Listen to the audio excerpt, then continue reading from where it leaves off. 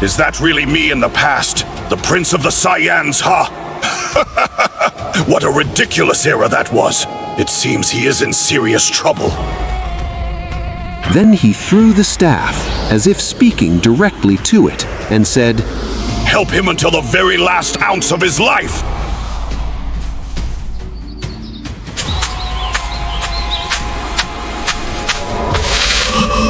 Hey, Kakarot, are you ready to take down some bad guys? I feel sorry for you, Vegeta, after you threw your staff to your past self. A few days later, the Tournament of Rulership was announced, a tournament unlike anything history had ever witnessed, bringing together the strongest fighters of Universe 7 to face the elite champions of Universe 11. The crowds roared wildly, screaming with confidence and arrogance. Among them were the people of Earth in the stands of Universe 7, while on the opposite side stood the supporters of Universe 11. At the highest tiers of the arena, the rulers of destruction and the Kaioshin sat, watching with anticipation and caution, while the attendants whispered among themselves, debating the identity of the winner. Above them all sat Zeno, surrounded by his guards, watching with a childlike excitement mixed with suspense. The matches began, one after another. Topo fell after a fierce battle.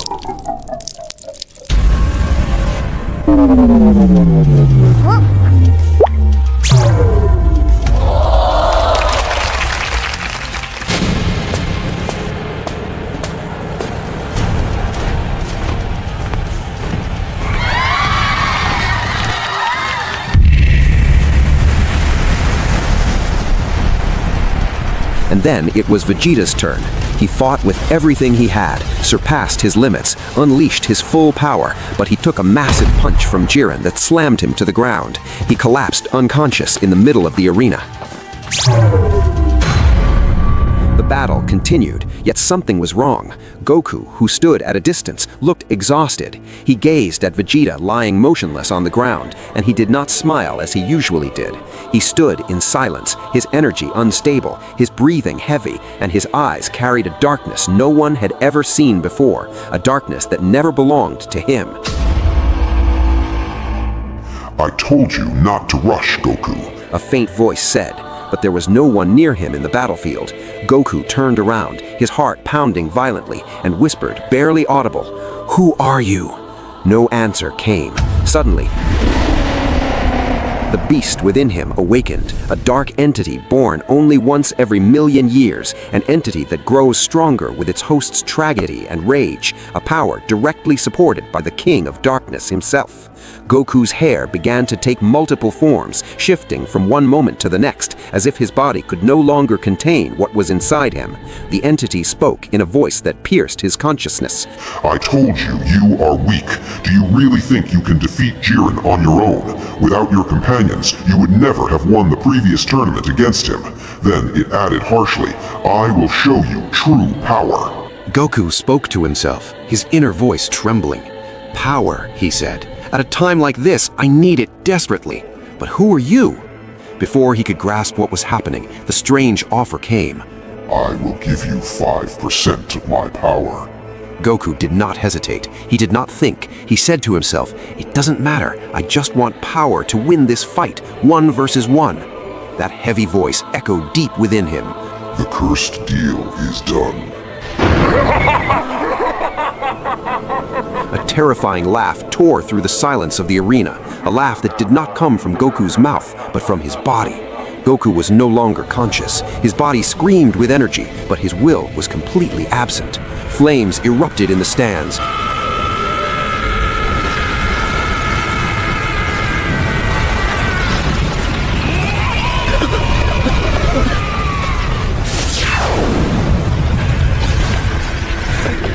Some spectators screamed in terror, others fled without thinking.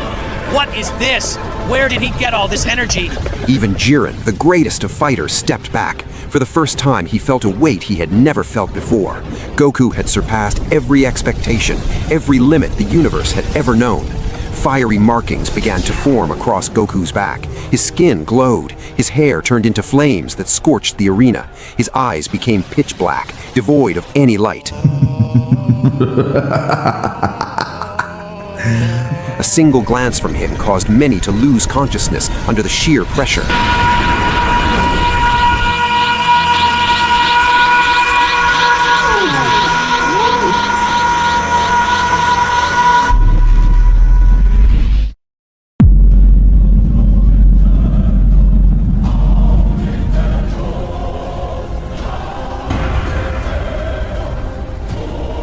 Goku turned swiftly and found Jiren standing alone in the center of the arena. In a single instant, he ambushed him with a devastating kick to the abdomen, shattering his spine.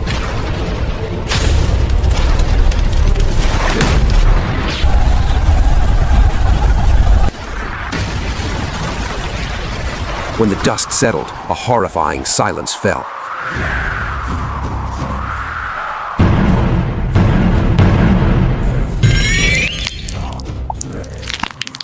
Everyone witnessed the dreadful scene. Jiren was dead, his body in a miserable state. It was not merely a kick, it was an energy cannon unlike anything ever seen, a force that tore through his body without mercy. All that filled everyone's thoughts was this: Goku, the kind-hearted one, the symbol of hope who never killed even the fiercest enemies after defeating them, now stood in the center of the arena, and everyone watched in fear. Even those closest to him felt terror seep into their hearts. They had never seen Goku like this before. Daishin Khan stepped forward, his voice heavy like a final verdict, and said, "This has gone out of control. This is not the Goku you know. He has become a monster, a threat to the world, and his presence among us is a danger to us all." The rulers of destruction began to question one another, fear creeping into their hearts. Killing was proposed, then immediately rejected. Zeno would never forgive it, and Goku was still his favorite. Any direct harm could put all universes at risk of annihilation. Silence fell. Then the only possible decision was spoken: Hell Prison. The cursed time chamber, a place where the body does not die, but the soul collapses piece by piece. The ruler of destruction, Jin, who had never feared any opponent before, stepped forward confidently and said, "I will seize him. He won't escape my special Hakai power." The moment he leapt into the arena, terror spread through the hearts of all the rulers of destruction. No one spoke. No one dared. What they witnessed was worse than a nightmare. Goku drove dense, fiery energy through his hand, straight into Jin's abdomen in a horrific manner.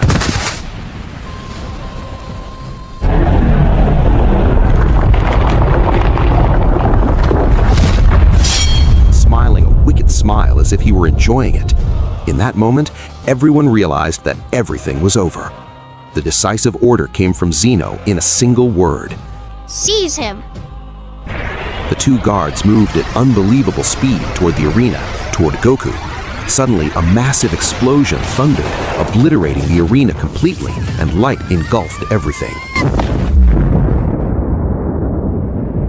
When Goku opened his eyes, he was bound by black chains pulsing with a strange energy, darkness surrounding him from every direction. Goku could not remember exactly what he had done to end up here, in this terrifying alien place, Hell Prison, where the air is heavy, breathing is slow, and every breath feels like a knife slicing through the lungs. The body does not die, but it decays, and every passing second brings pain, as if time itself takes pleasure in tormenting those inside.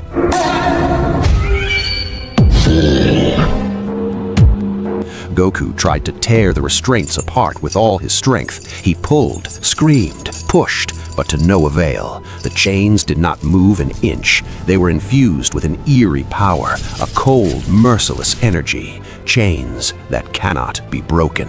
He said in a tired, broken voice, almost choking, Is there anyone here? Is there anyone who can help me?" But the answer was silence. Silence heavier than the chains themselves. A deep, cold voice emerged from within him. Remember, Goku, you asked for power, and I gave you only a part of it. Then it laughed and said, You can't break these chains, can you? But which path will you choose? The path of the hero who will free himself, or a step of no return, like the catastrophe you caused in the middle of the battle? A catastrophe? Me? What did I do? No, this not good. On planet Earth, everyone wanted to make sure that Goku would never get out. After what they had seen, they realized that imprisoning him was the wise decision, despite the pain. But only one person noticed something different. It was not just fear, he understood the truth. It was Gohan, who realized that his father had not lost himself, but had been controlled by another entity, something unknown and mysterious.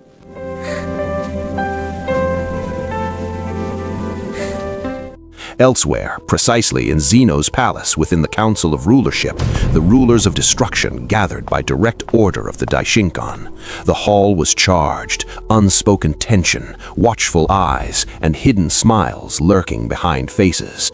The Daishinkan stepped forward slowly, then spoke in a voice that silenced the hall instantly. Goku has become capable of being stronger than me and stronger than all of you combined.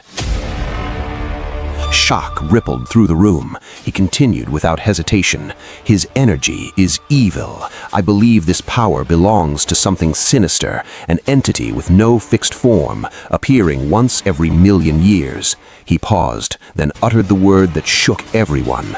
He is the King of Darkness. Disorder spread.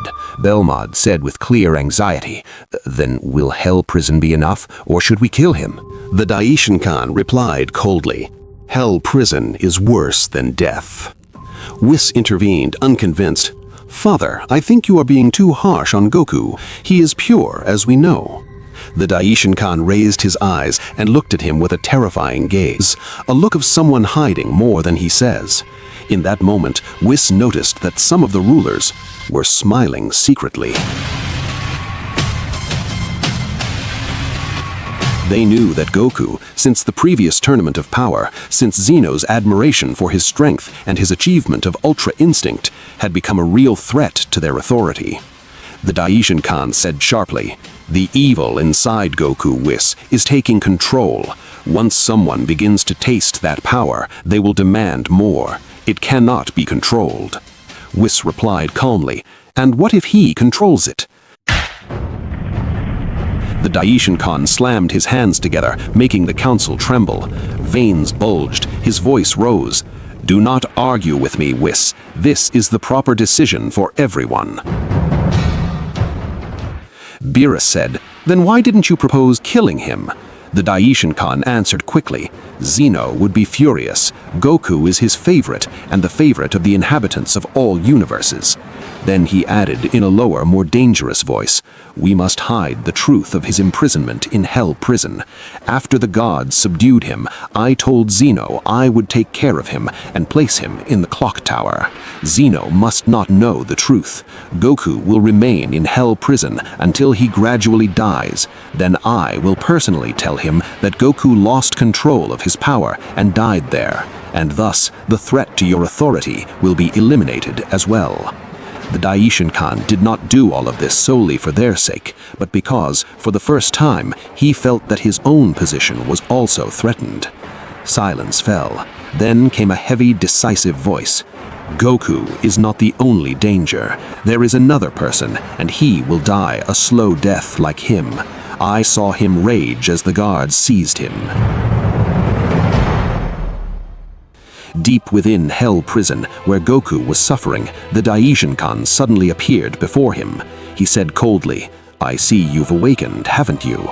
Goku lifted his head with difficulty, his breathing ragged, and said with relief mixed with pain, "Daishinkan, finally a real person I can talk to. Please, tell me, why am I here? Why do I feel like my body is being torn apart? And why am I bound by these chains?" The Daishinkan frowned and said with restrained anger, "Heh, you monster, you ask too many questions." Goku trembled. "Monster? What do you mean? This is me, Goku. Please tell me what's happening. All I remember is that I was in the tournament of rulership, Vegeta and I against Jiren and Toppo, and when I woke up, there was a voice in my head saying nonsense. Please tell me I didn't do something terrible." The Daishinkan did not answer. He merely raised his hand and said with deadly coldness, "Strike him until he falls." Suddenly, Margarita appeared, her face filled with anger, and struck Goku repeatedly with her staff, without mercy. His body sprayed blood and convulsed in pain. The Daishinkan said, "That's enough, Margarita. I don't want to see my clothes stained with the blood of this creature." Goku lifted his eyes in shock and pain. Why didn't you even say my name?" Margarita said as she struck his abdomen brutally.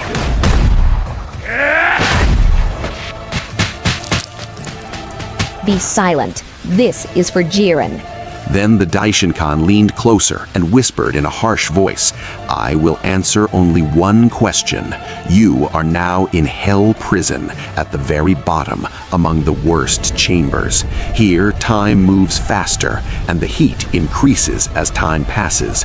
You will grow old, weaken, rot, until you die here, monster. Every chamber around you was created specifically according to the deeds of the one inside it." Then the Daishinkan and Margarita vanished, leaving Goku alone, confused, lost, with no understanding of what was happening. Suddenly, he heard that voice again, a dark laugh cutting through the darkness.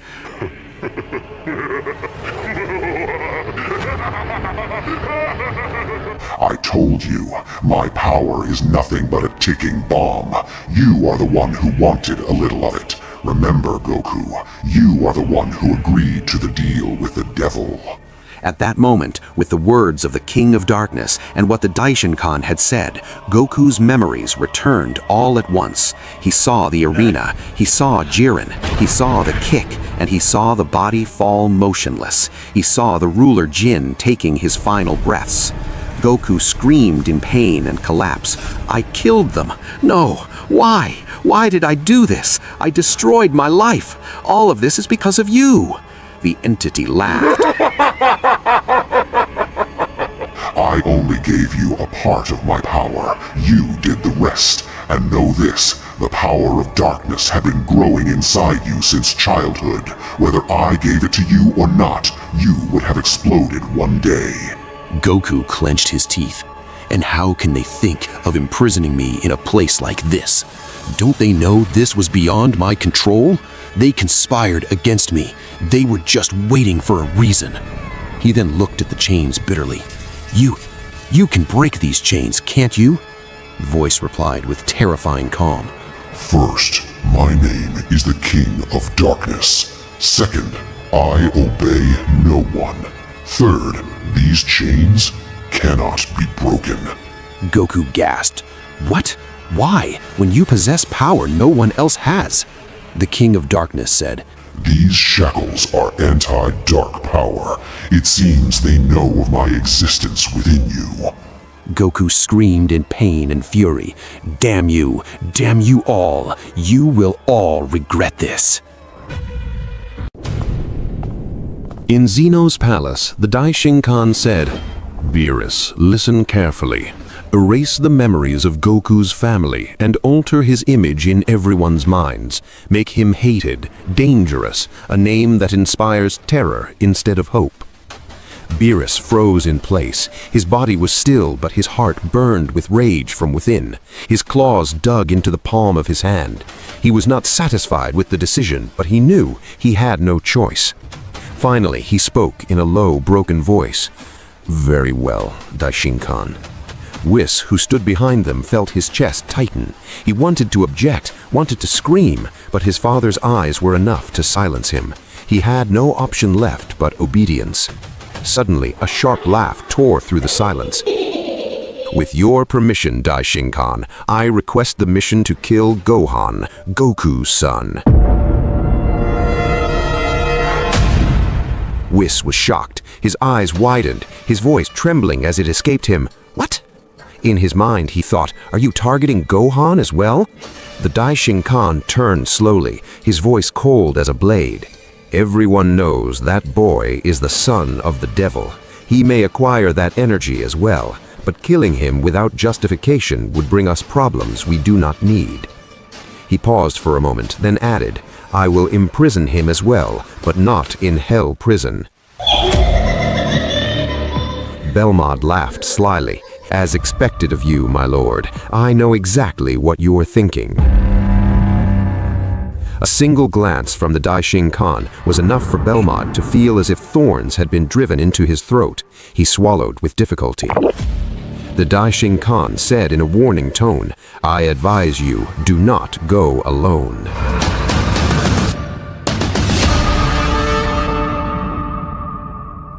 Inside Hell Prison, 50 years passed, yet they were no more than 5 hours outside.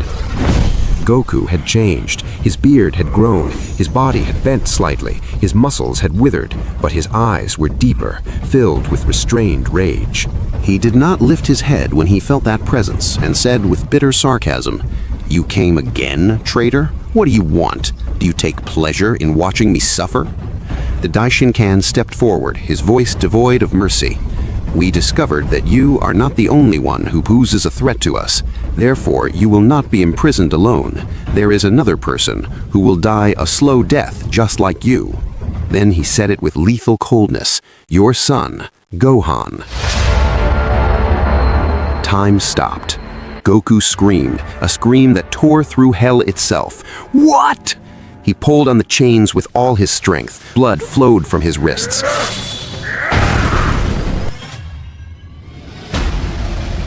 If you touch a single hair on my family, I will kill you. I will kill you all. Gohan has nothing to do with this. I am the one who trusted you. I am the one who saved the universes. I am the one who kept peace among everyone. And this is my reward? His voice shattered, but he did not beg. The Daishin Khan said indifferently, I do not care about Jiren or Jin. You are an abnormal being. Your power rises in an unnatural way. Zeno grows more fond of you with each passing day, and a time may come when one of the rulers loses his position, or I lose mine, or perhaps you might even replace Zeno himself. He stepped closer and whispered, You must not exist in our world at all. You will live here for the rest of your life, your energy slowly drained until you die. Goku laughed bitterly. And do you think no one will try to save me? The Daishinkin replied coldly, Do not worry, no one will come. In fact, they may be happy now that you are imprisoned forever. Goku tensed. What do you mean? He said it like a stab. Perhaps Beerus is now erasing the memories of all your friends and portraying you as a destructive monster that no one should approach. Goku screamed in madness. What have you done, you devil? I will kill you. The Daishinkin turned away. There is nothing you can do now. I will return soon, and this is the beginning of the countdown to the end of your life. Goku shouted after him, I will get out! I swear I will get out! Remember this face well. The Daishinkin left, leaving Goku behind with a heart burning in flames. In Universe 7, on Earth, Quitella and Rumshi arrived under direct orders, capture Gohan. Gohan was speaking with Piccolo about his father, about injustice, about the heavy silence. I know my father did not do that of his own will. The conversation was cut short by a cold voice. There is no need to worry. I will reunite you with your father. Gohan turned around angrily, only to see that the ruler, Quitella, and Rumshi were standing directly behind him. He spoke in an angry tone, as if sensing betrayal. What do you want? Rumshi said with terrifying bluntness, By order of the Daishinkin, you will come with us. This world is no longer safe with you and your father in it. Gohan's anger intensified until his teeth were bared. Piccolo stepped forward, his voice angry yet steady. Gohan did nothing. If you respect your own laws, then everyone knows Gohan has nothing to do with what Goku did. And since I respect your status as rulers of destruction, leave now without causing trouble. The two rulers laughed mockingly. Rumshi said, It seems the inhabitants of Universe 7 enjoy bringing death upon themselves. He vanished in an instant and appeared behind Piccolo, his trunk coiling around Piccolo's neck. Piccolo's eyes nearly burst from their sockets. Gohan screamed and tried to intervene. But Quitella unleashed Hakai energy directly at Gohan's body, shattering him. When the dust cleared, blood burst from Gohan's mouth. Staggering, Gohan said, "Stop! I'll go with you. Just leave Master Piccolo alone." Piccolo, gasping his final breaths, said, "Gohan, run!" Quitella laughed. "It's too late." Suddenly, a tearing sound. Cracks spread across Piccolo's head. The sound of blood was louder than screams, a brutal ripping sound, as if the body itself refused to let go of life. Rumshi tightened his trunk around Piccolo's neck with savage force. One single moment.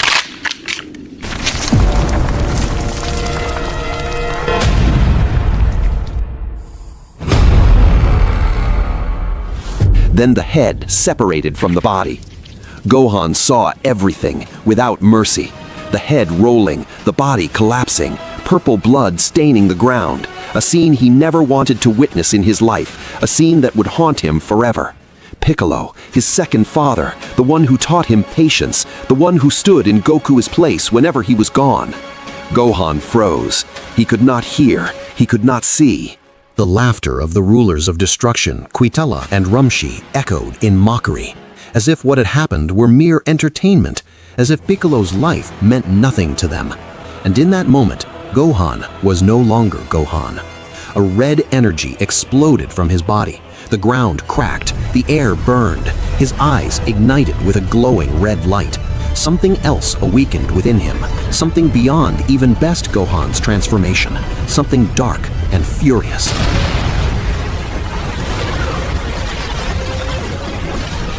The two rulers swallowed hard. Their faces turned pale, sweat poured down, fear crept into their hearts. The red light erupting from Gohan's position engulfed everything. Bulma, Chi-Chi, Krillin, and everyone nearby felt it. Chi-Chi spoke in panic. "I have never seen anything like this in my life." Krillin, his eyes wide in shock, stammered, Isn't this the place where I left Gohan and Piccolo?" At that moment, the entire Earth, people in cities and homes, saw that light split the sky, as if the planet itself were screaming.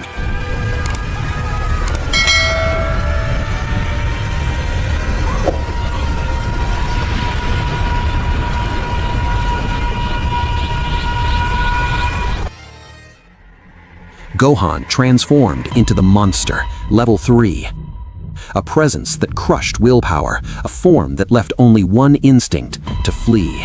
The rulers of destruction wished the ground would swallow them rather than face him. In a single instant, Gohan vanished.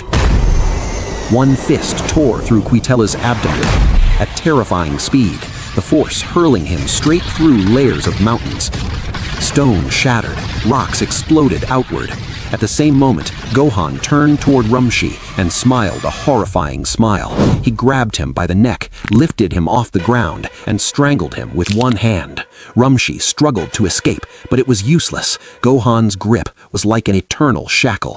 Gohan struck Rumshi with a punch that shook the area. At that moment, Beerus and Whis arrived with the others. What they witnessed was catastrophic.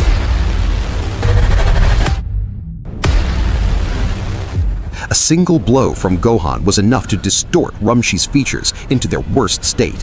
Vegeta spoke in overwhelming shock. "What is this?" Gohan kept hitting him, blow after blow, each strike loaded with rage and grief, until the ruler Rumshi could no longer feel his face and collapsed unconscious to the ground. But Gohan did not stop. A savage smile spread across his face as he continued beating him while he lay there. The ground itself seemed to writhe in pain. Gohan struck again and again, the image of Piccolo's death replaying before his eyes, fueling his fury even further. He extended sharp claws like knives, and at the moment he was about to plunge his hand down, he heard a trembling voice. "Gohan, stop!" He turned slowly. Chi-Chi's voice pierced his heart. "I don't want to lose you, too." He saw his reflection in a pool of blood, a face that was never his, eyes without mercy, features twisted by rage, a sight he never wanted his mother or his little brother to see. Chi-Chi continued, crying as she held the terrified Goten. "I don't want you to become a monster like your father." Those words were like an arrow. His heart tightened, the energy trembled, tears poured down. Not only for Piccolo's death, nor for the terrifying face everyone had seen, but because they had turned Goku's name into a synonym for a monster. Gohan did not know that Beerus had already begun altering memories, shaping Goku into the worst possible image in their minds. Beerus lowered his head and said in regret, speaking to himself, "I am the one who did this, by order of the priest. He is the real monster, not you, Gohan. All I could do was leave Goten with his memories, perhaps so one day he may avenge you." Whis turned his face away. A tear fell. He did not want to witness this scene. Gohan looked at them, his emotions in turmoil, but he knew one thing for certain. Betrayal is unforgivable, and Piccolo will not return. He raised his hand and aimed his energy directly toward Whis and Beerus as they stepped back. Whis said calmly, in quiet acceptance, "Do you want me to create a shield to protect you?" Beerus replied without turning around, "No, let him do whatever he wants. We deserve to die by his hand." But in that same instant, Gohan changed the direction of the blast. He extended his sharp claws and aimed them toward Rumshi lying on the ground. Before he could move, a violent bolt struck him from behind.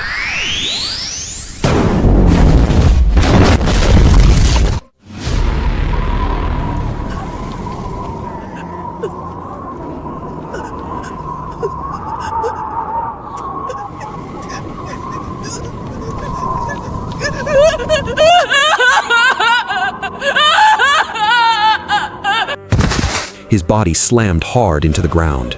It was Quitella's attack. In a miserable state, he released concentrated Hakai energy with everything he had left. Then he said, "Beerus, did you bring the Dragon Balls from this planet as Lord Daishinkan requested? You know how strict he is. He doesn't joke, right?" Beerus looked at him from the corner of his eye and muttered, "Damn you all." In the Hell Prison, Goku, with a broken voice boiling with rage, said, "I was betrayed by everyone I know, even by those I loved. I became their enemy.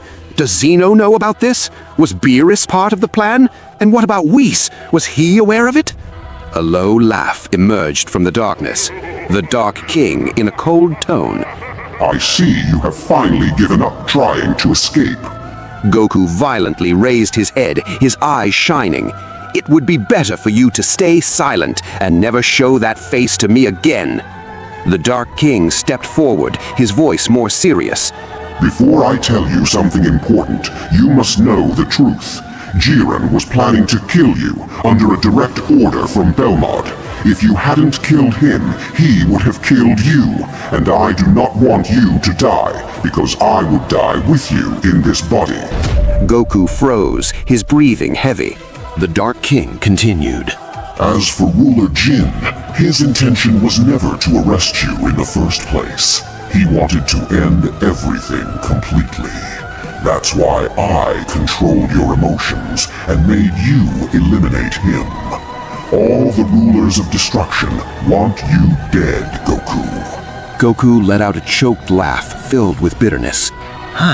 Damn it! But even after all this, I shouldn't kill them.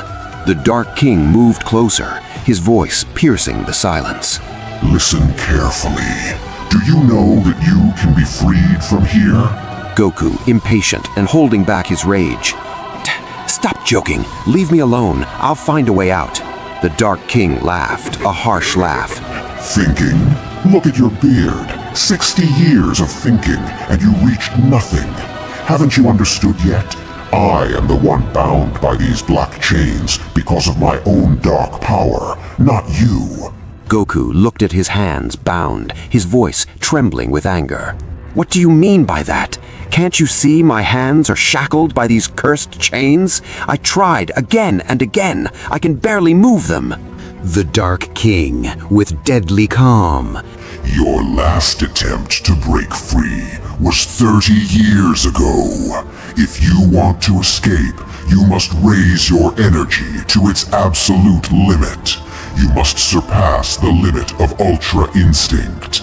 Goku raised his head in shock. Is there something stronger than Ultra Instinct? The Dark King laughed confidently. I was born like you and lived like you, but in a parallel world, the world of darkness. So how do you think I reached a power that surpasses the capabilities of your world?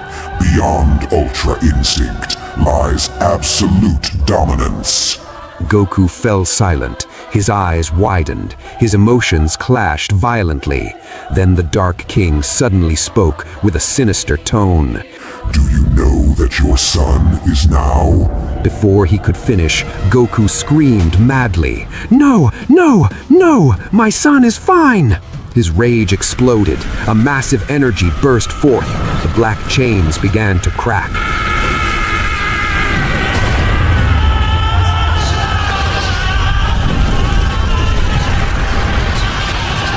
The Dark King stared at the terrifying scene. There is only one condition to achieve it. Rage. Uncontrolled rage. You must be angry, Goku. After Goku realizes that his son, Gohan, is in great danger, will Goku's explosion and his achievement of a new form be enough to kill the Daishinkron and the rulers of destruction and everyone with them? And the most important question, how will he escape from the Hell Prison after breaking free from the chains?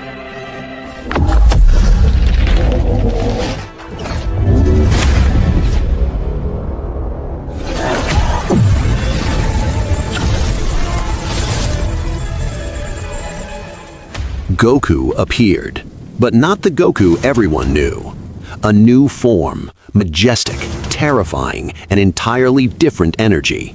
Absolute dominance. His body radiated with glowing markings. His aura did not erupt violently, but instead compressed existence itself, as if hell were bowing in silent dread. His eyes were steady, cold, no blind rage, only lethal awareness.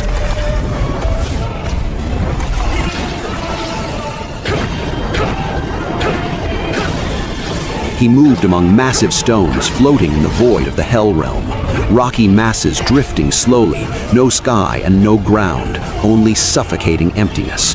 He surged forward, then faster, searching north, south, in every direction. Yet each time, without explanation, he suddenly returned to the very same point. No walls, no restraints, and yet no exit. Goku stopped abruptly. 80 years he had spent here, and one thought struck his mind like lightning. Why had he never felt hunger? Why had the place not worn him down? Why had his body not collapsed despite this hell? And in that moment, a voice thundered inside his head, a cold laugh saturated with contempt. You fool. This simple line of thinking is exactly what kept you under Daishinkan's grip all these years. The Dark King. His voice continued with confidence. I am the one supplying you with dark energy. Your body feeds automatically on my power. That's why there is no hunger, no exhaustion, no death. Your very existence depends on me. A heavy silence fell before he added with lethal sarcasm. And since your body feeds on my power, your power has become an extension of mine. Your thinking is drawing closer to my thinking. You should have thanked me. A faint laugh escaped Goku. He smirked sideways, filled with disdain. Damn you! Who told you I need you? He raised his head. His aura trembled, and the void around him cracked as if in pain. You appeared on your own, and I no longer need you. He turned slowly, his eyes blazing with frightening resolve. I will get out of here, and I will end them myself, one by one. At that very moment, in the heart of Zeno's palace,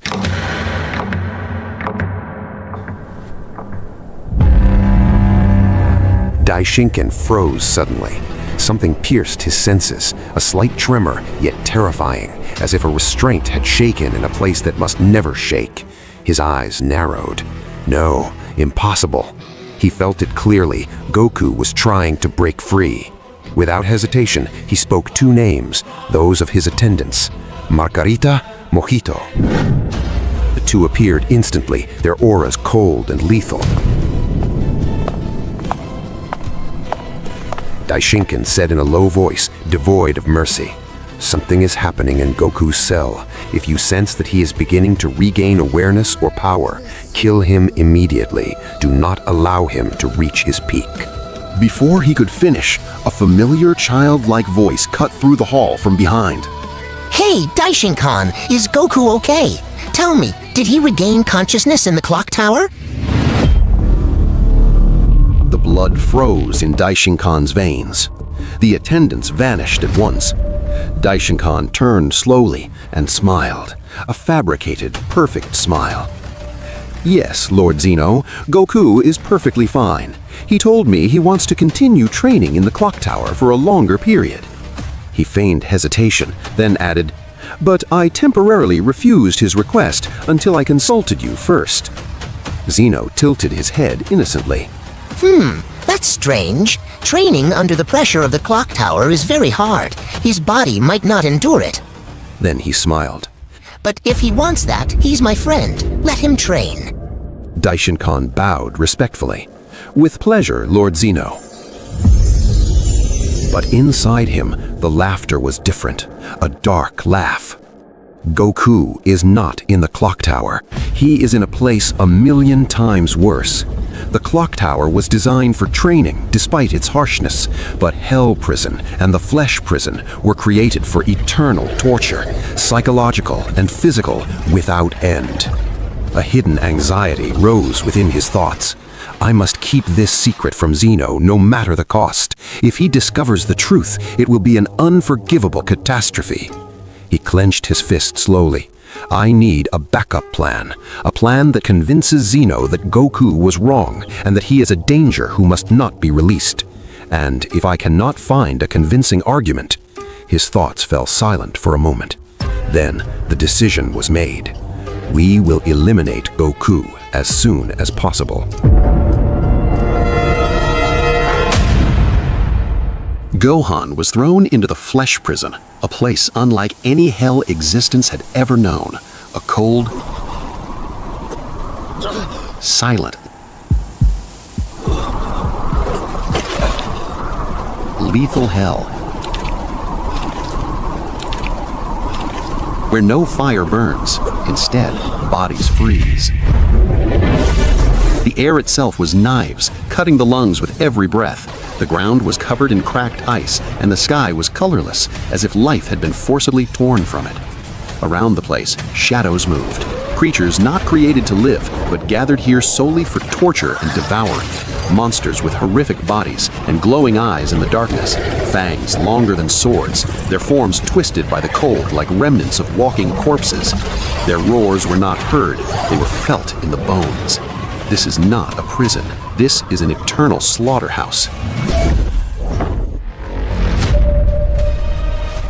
Gohan's body lay on the ice, his wounds healed by Whi's order, yet he was left here to die slowly. He rose with difficulty, and the moment he stood upright, a cold he had never known in his life swept over him. A cold that seeped into the marrow, made his teeth chatter and his knees betray him. He trembled, then stopped, not from fear, but from loneliness. The first thing he did was cry.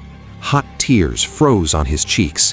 He cried for the betrayal, cried for Piccolo, cried for his father who had been painted as a monster, and cried most of all for the image of his mother, that call, that plea, never leaving him.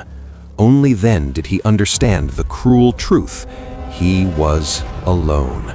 He lifted his head, his voice hoarse and broken. "I am weak." A short laugh escaped him, mixed with despair. "Very weak." He stared into the void, shivering. "If I don't become stronger, I will die here. The cold intensified until he felt his limbs beginning to lose sensation. Then, that feeling, a heavy, suffocating presence. Something was watching him. He spoke in a low but sharp voice. "Hey, come out. I know you've been watching me since I fell here." Silence followed. Then, the thunder of footsteps. The ground shook. From the darkness emerged a white bear, but it was no ordinary bear. A massive being, its fangs coated in frozen saliva, deep scars covering its body as if it were a killer that could not die. Gohan wiped a tear from his eye, then smiled. A smile of fracture that turned into resolve. He said in a terrifying, calm voice, "Finally, something that makes me forget this cold." He charged.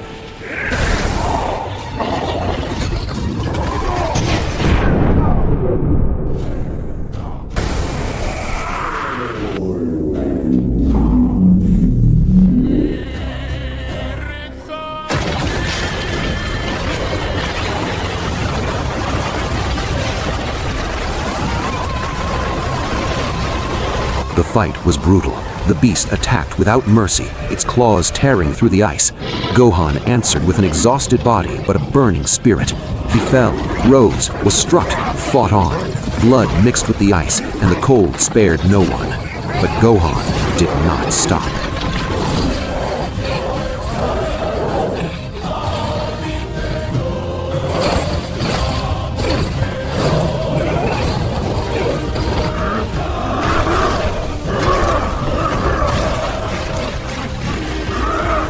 With a final blow, the bear fell, silent forever.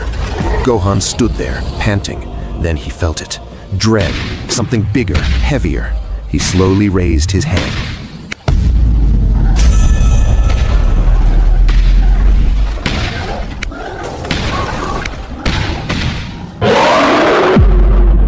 A gigantic beast, many times larger than the bear, a body like a moving mountain, eyes radiating death. And for the first time since entering this world, Gohan felt fear.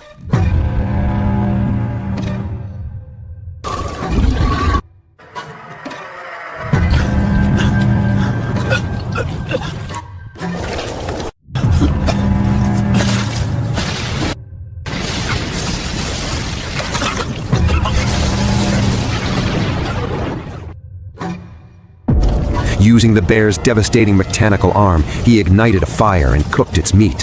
Hunger here was madness, an unquenchable hunger. He ate, trained, killed, and used the monsters as food, weapons, and armor to protect his body. He did not run, he did not scream, he did not break. Days passed without count. Gohan changed. He wore the skin of the bear he had killed, wrapping it around his body as armor against the piercing cold. And whenever hunger and cold intensified, he would sit atop the head of the giant beast, whose skull he had made into a place to rest or a seat to eat upon.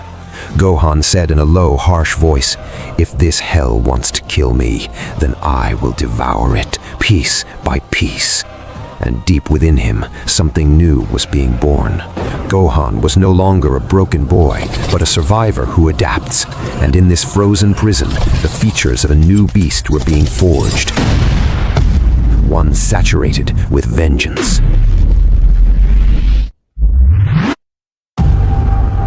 After Mojito and Margarita arrived at the Hell prison, shock was the first thing that struck their eyes.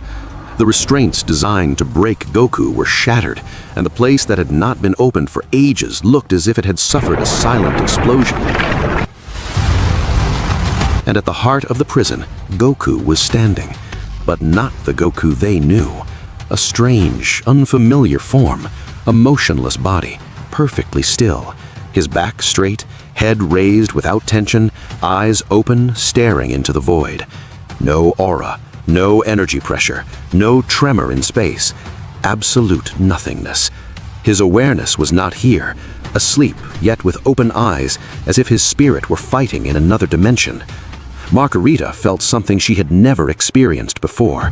A slight tremor crept into her limbs, a primal sensation that the laws of this place had been broken, that this prison no longer imposed its will. As for Mojito, he smiled, a savage, confident smile, hiding lethal arrogance. He said calmly, provocatively, "I think this is our chance to finish him." They advanced together, step by step, until they stood directly behind him. No hesitation, no exchanged signal. The attack fell like a thunderbolt.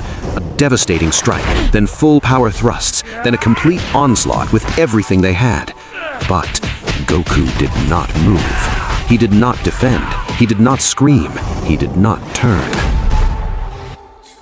The blows landed, and in less than seconds, his body was crushed. Mojito smirked with a twisted smile and said with feigned sarcasm, "I didn't expect it to be this easy." Then he turned to Margarita and added, "If you want, you can step forward and kill him, or I'll finish it now and drive my staff through his heart." He raised his staff, took a single step forward, and at the moment he was about to strike, the body vanished, evaporated. No sound, no trace, no energy. Time froze. The two exchanged a silent glance, and in that same instant, a cold sensation crawled up their spines. A deadly shiver, even though the hell around them was boiling. A clear feeling that something was watching them from behind. Something not measured by power, but by presence. The presence of death itself. Then, one single step.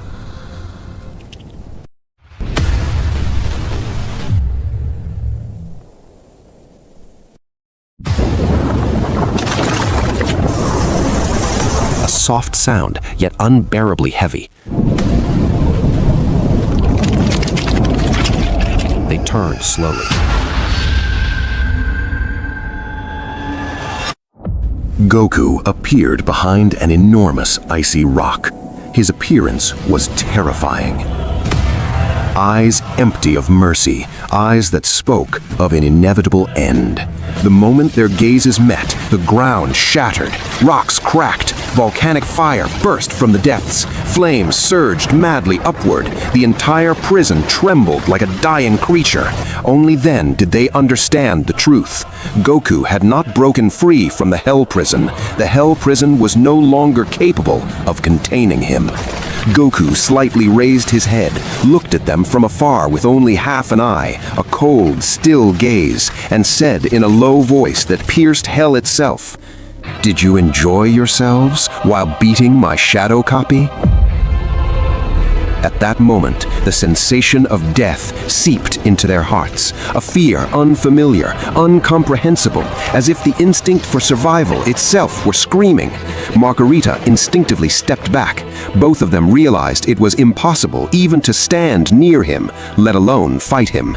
Goku continued in a terrifying tone. "I was waiting eagerly for your arrival, how you tortured me day after day while you took pleasure in it." Goku raised his head and looked at them, a gaze not filled with madness but with complete awareness, and said, "Oh, you misread this look. Why are you afraid? I think you only contributed a little to reaching this transformation. Now, I want to return the favor." At that moment, the two tried to use their magic, escape spells, dimensional fractures, anything to flee the Hell Prison. But space did not respond. No gate, no echo, no exit. An invisible force strangled the magic at its roots. After the Dark King regained full awareness and power, and his presence extended like a shadow behind Goku, their final attempts to escape collapsed. Only then did they break. Mojito turned and screamed, and the two began to flee, running between volcanoes and fire, through collapsing rocks and a raging hell, at the maximum speed they possessed, not as angels, but as prey. As for Goku, he stood atop a volcanic mountain, the wind coiling around him. He looked down at them and said with decisive calm, calmer than it should ever be, "And do you really think you'll find a place to run?" In that moment, they realized that true terror had only just begun.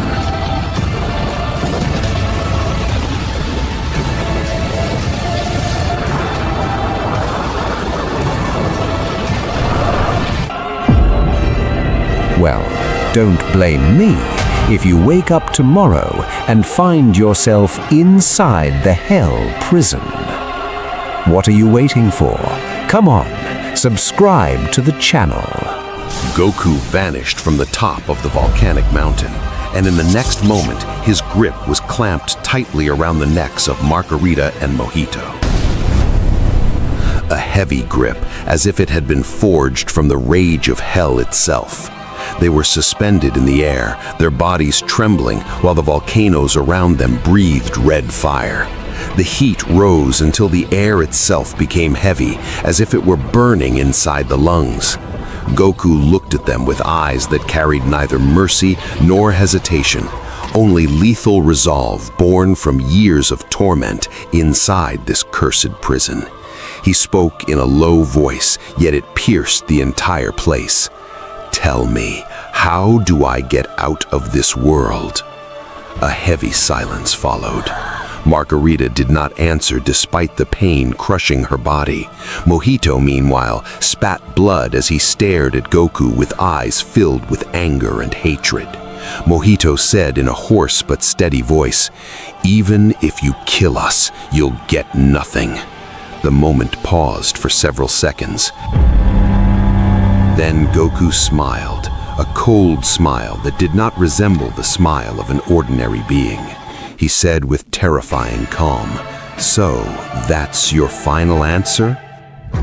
Just kill us. Golden energy began to slowly gather around his body, pulling even the heat of hell toward itself. The ground beneath his feet started to tremble, and the air around him cracked, as if reality itself could no longer endure the pressure. Margarita was on the verge of burning under the immense energy pressure. Suddenly, her hand moved.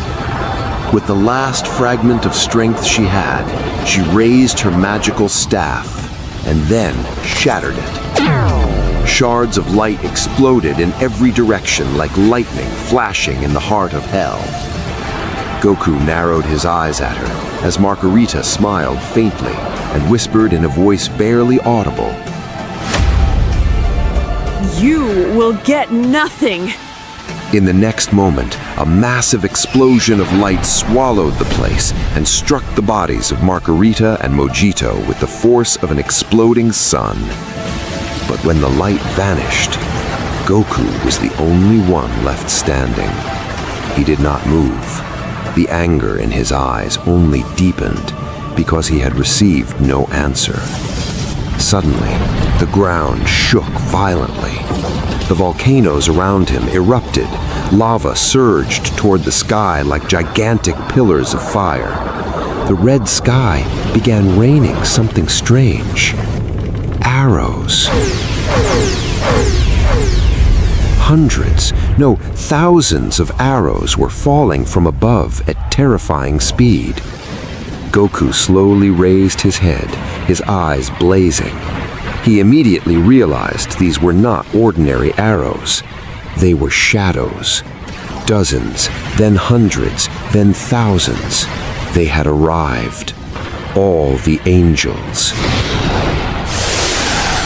They had answered Margarita's final call after her death and came from every direction like an endless celestial army. At their front stood Vados, her white aura glowing as she stared at Goku with a cold gaze filled with anger. The sight was overwhelming, a full army of angels covering the sky and the land above the hell prison, their staffs shining amid the smoke and flames of this place. But Goku showed no fear. Instead, he slightly lifted his head and called out loudly, "Whis, are you there?" Silence was the only answer. He paused for a few seconds, then said slowly, "Whis, show yourself. I want to know, are you with this scum? And most importantly, I want to get out of here." No answer. Goku smirked and said, well, I'll make things easier for you." He raised his hand toward the sky and said, "If you tell me how to leave this world, I'll let some of you live." But the response was absolute silence. The angels stared at him with brutality, their eyes filled with anger and contempt, and not one of them spoke. Goku sighed slowly and said, it seems today's training won't end quickly." Suddenly, the battle exploded.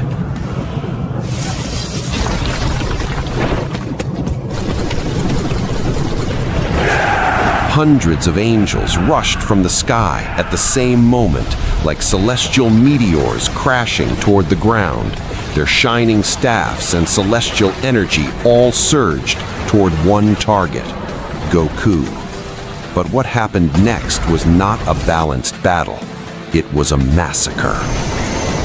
Goku moved with such speed that his body vanished and reappeared between moments. One punch sent dozens crashing to the ground.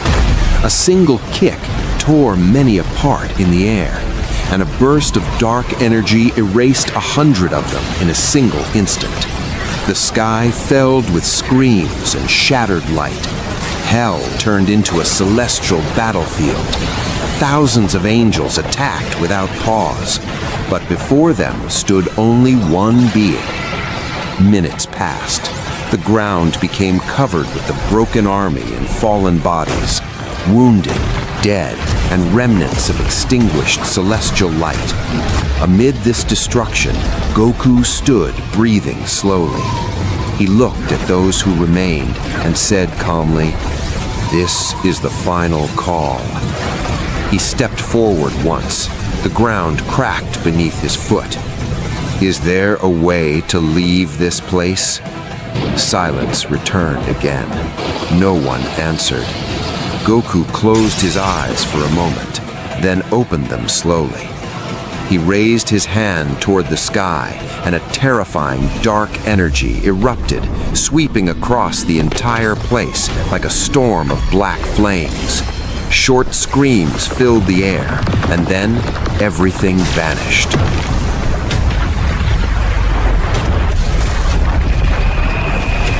When the energy faded, no one remained.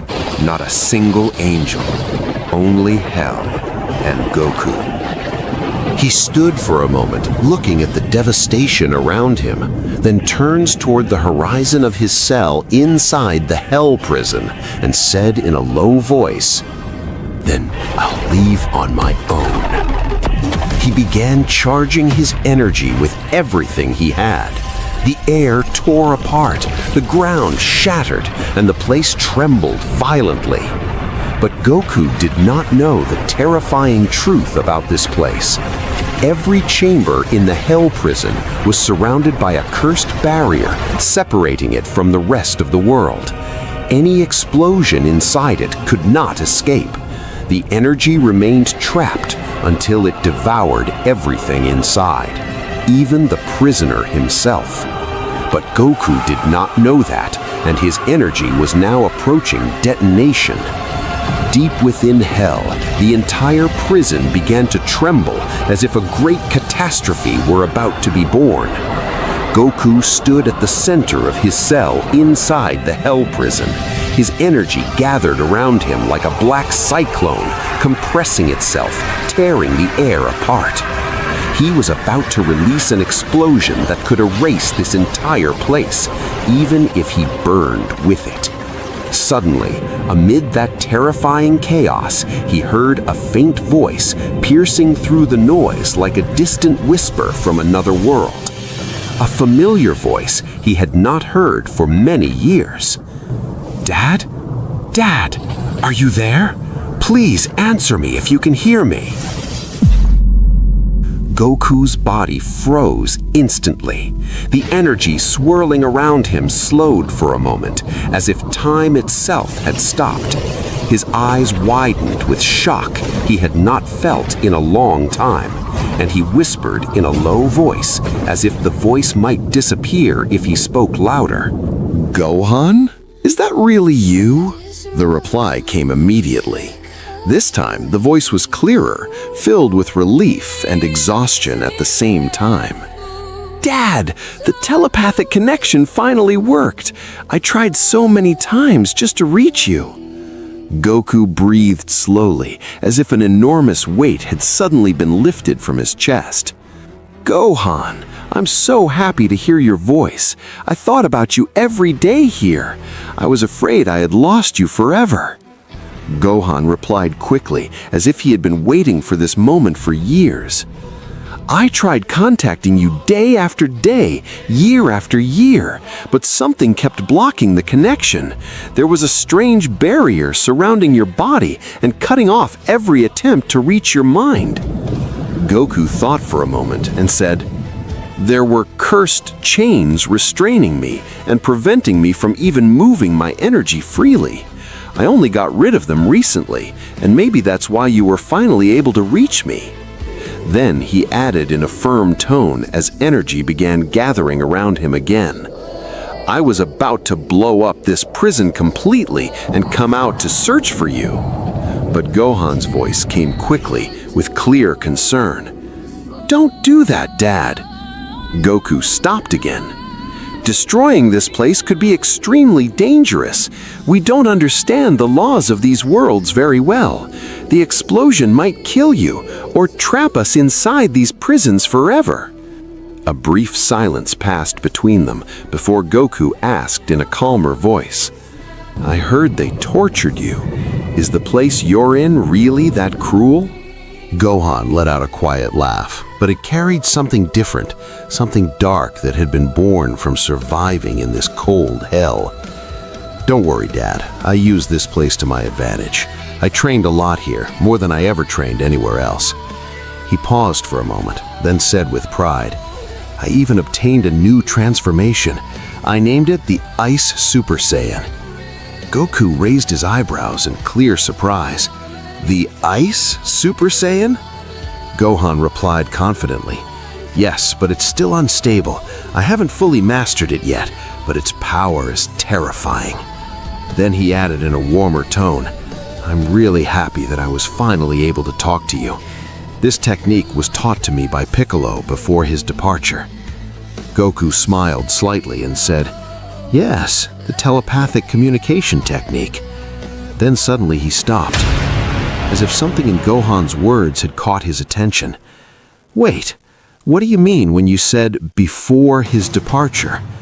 A heavy silence filled the moment before Gohan's voice returned, low and filled with pain. Yes, Dad, he was killed.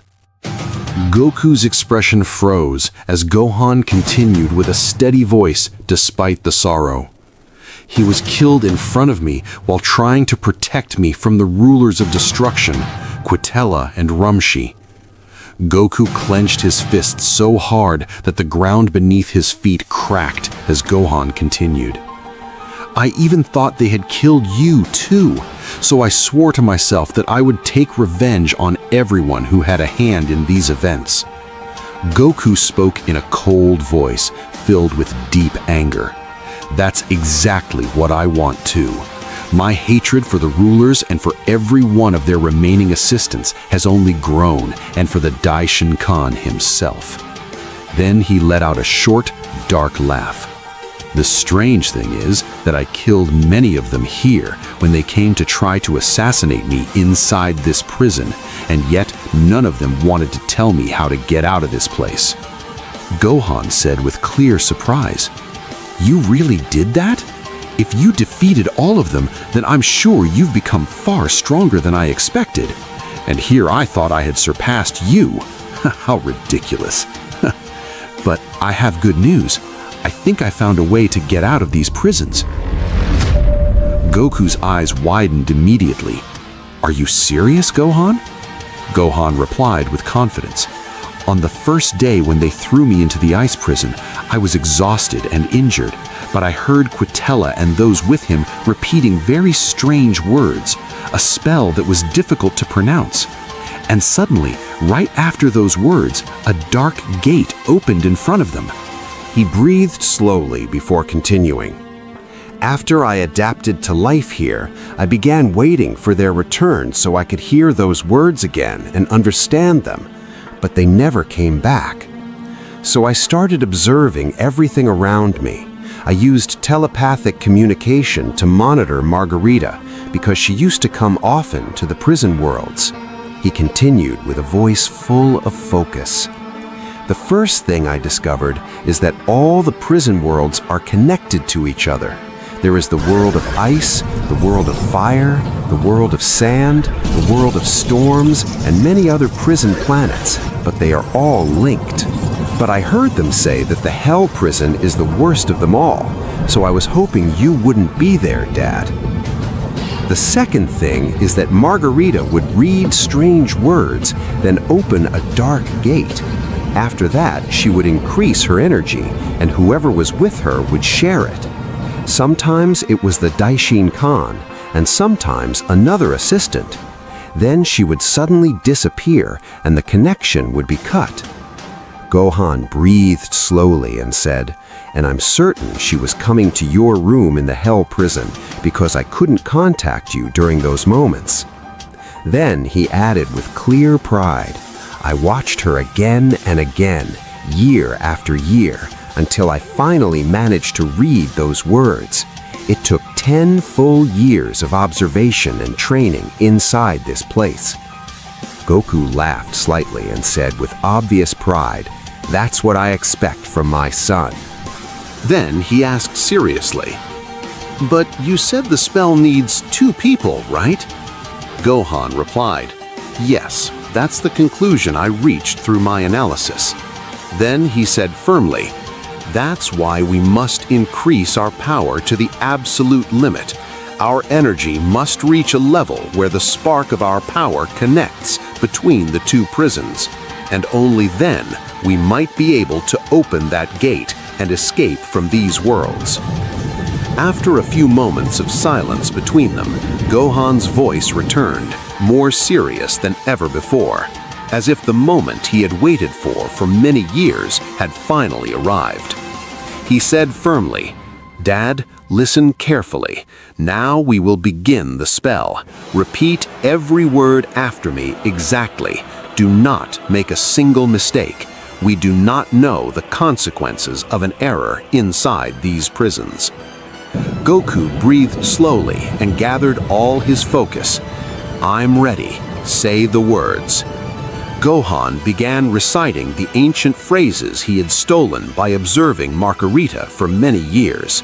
Heavy words, strange to pronounce, an ancient language that did not belong to any world Goku had ever known.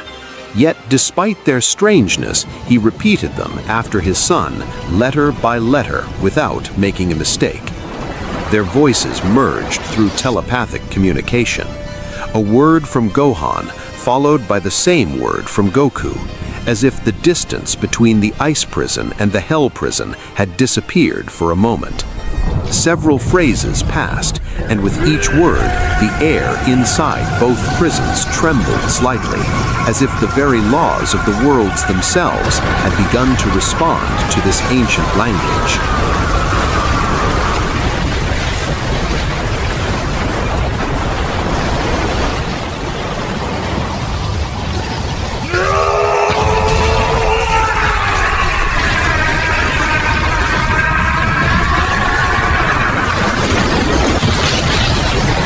Then Gohan said very slowly, "We've reached the most important part, the part that determines the destination of the exit."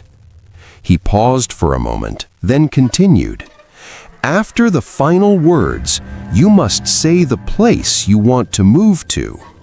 He took a deep breath and spoke his phrase, "Send me outside the ice prison." At that moment, inside the Hell prison, Goku repeated the final words while thinking quickly. Where should I go? Where should I appear? His mind said, outside the prisons, where I can find Gohan. But deep within his soul, something else was awakening. An ancient, dark voice, cold like annihilation, the King of Darkness.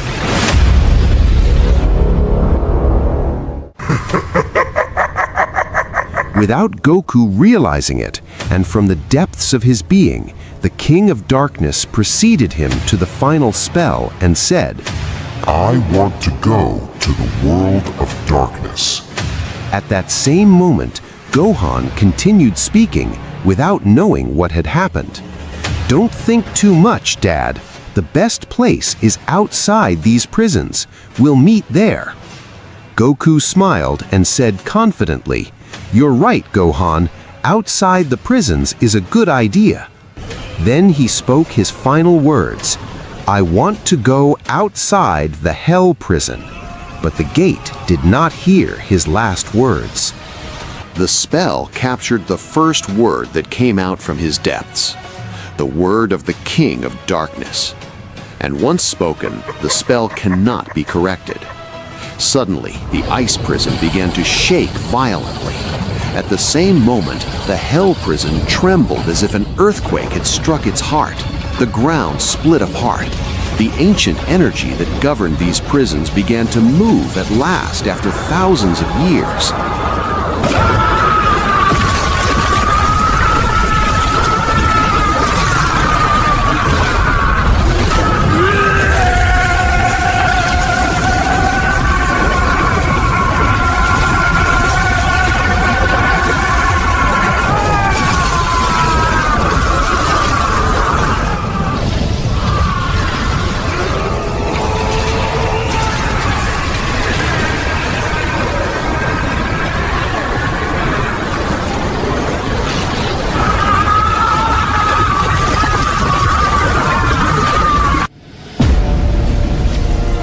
Then a gate appeared, a deep black gate like a hole in the void itself. One in front of Gohan, and another in front of Goku. Gohan asked quickly through the connection, Dad, did a black gate appear in front of you? Goku smiled with a happiness he had not felt in years. Yes, I see it clearly. It seems we're finally about to get out. Gohan breathed with relief. All right, on the count of 3, we jump at the same moment and we'll meet outside these prisons. Goku replied confidently. Agreed. Both of them said together, 1, 2, 3, go! They both jumped at the same moment into the 2 black gates. Suddenly, the world disappeared. Their bodies began traveling through a chain of void gates. Dark doors opening one after another at terrifying speed, as if the worlds themselves were folding the distances between them. But after only a few seconds, the paths separated. Gohan's gates moved outward toward the world of the living, but Goku's path moved somewhere else. A place he did not intend, a place he did not choose, a place whose name had been spoken by the King of Darkness. Minutes passed, and finally a last gate opened. Gohan jumped through it and fell into the void. Different air, a real sky. He had made it out. He was the first to reach the outside world. Catching his breath, he quickly looked around and said with joy, Dad? No answer. He waited a moment, then another, but Goku did not appear. Gohan's smile slowly froze. Seconds passed, then minutes, and his instinct began screaming inside him. He whispered in worry, No, impossible. We came out at the same moment. His heart started pounding violently, and a terrifying thought suddenly struck his mind. What if Dad made a mistake in the final word? His eyes widened, and he suddenly shouted, No, that's impossible! He raised his head toward the sky and cried out, Where are you, Dad? Is it possible that he made a mistake? I'm the reason. I'm the fool. He breathed quickly and said bitterly, I knew Dad isn't good with complicated words, and yet I dragged him into an ancient spell like this. I should have explained it better. I should have made sure. Then he shouted in intense anger, Why is this happening to me? But in another place, far beyond all known worlds, another gate was still open. And from within it, Goku was still traveling through the void toward a destination he had not chosen himself. Goku had finally reached his destination without realizing the disaster that had occurred. The first thing he saw was a small pool of water. He drank a little, as he had not seen water for many years inside the Hell prison. He stood up slowly, holding his head in pain and muttering, "Wait, what is this place? Why is there no sun here? I've never seen anything like this in my life. Gohan? Where are you?" But the shock wave of energy caused by his arrival did not pass in silence. Red eyes began to open deep within this universe. Creatures of immense power sensed the arrival of a new force into the world of darkness. They watched him from afar, as if they were seeing a rare prey that had fallen into their den. I never expected someone would come to the world of darkness after all these years.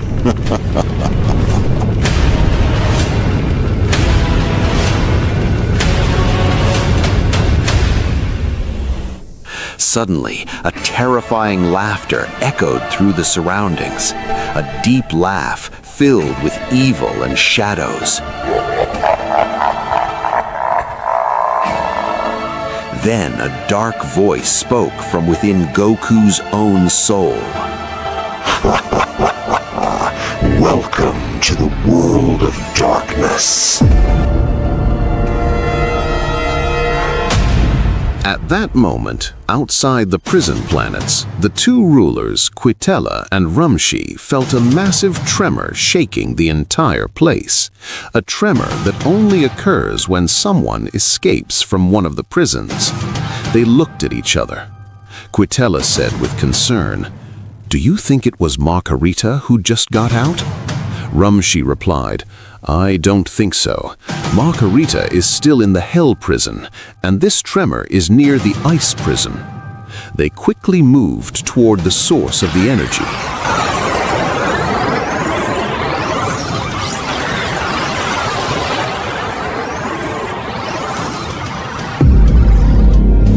But as soon as they approached, they froze in place from the shidda of the freezing cold that began spreading through the air, as if death itself was breathing there.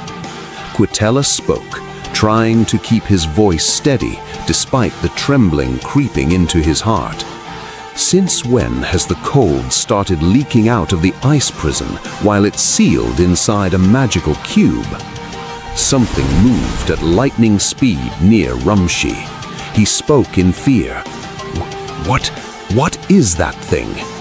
Quitella said, "Someone is watching us. I don't know who you are, but this place is forbidden. No one is allowed to roam here." He stopped suddenly as he felt a cold piercing through his head. "What can you even do, you little rat?" Before shouting, trying to hide his fear. "Who are you? I don't know how you got in here, but leave immediately before I get angry." At that moment, Gohan appeared.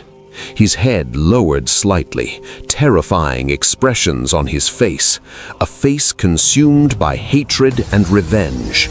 His frozen eyes, like ice, sent a chilling fear into the hearts of the two rulers, making them feel as if they themselves were inside the ice prison. Then Gohan let out a cold laugh and said, "What incredible luck! You two were the last ones I saw before entering Hell, and you are also the first ones I see after leaving it. What, did you swallow your tongues? Why the silence?" The two rulers stood like statues. Shock had paralyzed them, as if they were seeing a ghost returned from the dead. Rumshi muttered in a trembling voice, "How is this possible? Impossible! This can't be happening!" Gohan replied in a dark tone, "Years have passed. Long years while I waited for this day. Damn it, said Quitella through clenched teeth. How did this monster not die after all that torture? Didn't the prison creatures devour him? Gohan laughed a terrifying laugh before saying coldly, "On the contrary, I devoured them. Not one, not two, not three. I devoured them all." The two rulers' eyes widened in real shock. They exchanged a quick glance as if agreeing without words. In a single moment, they charged destructive Hakai energy.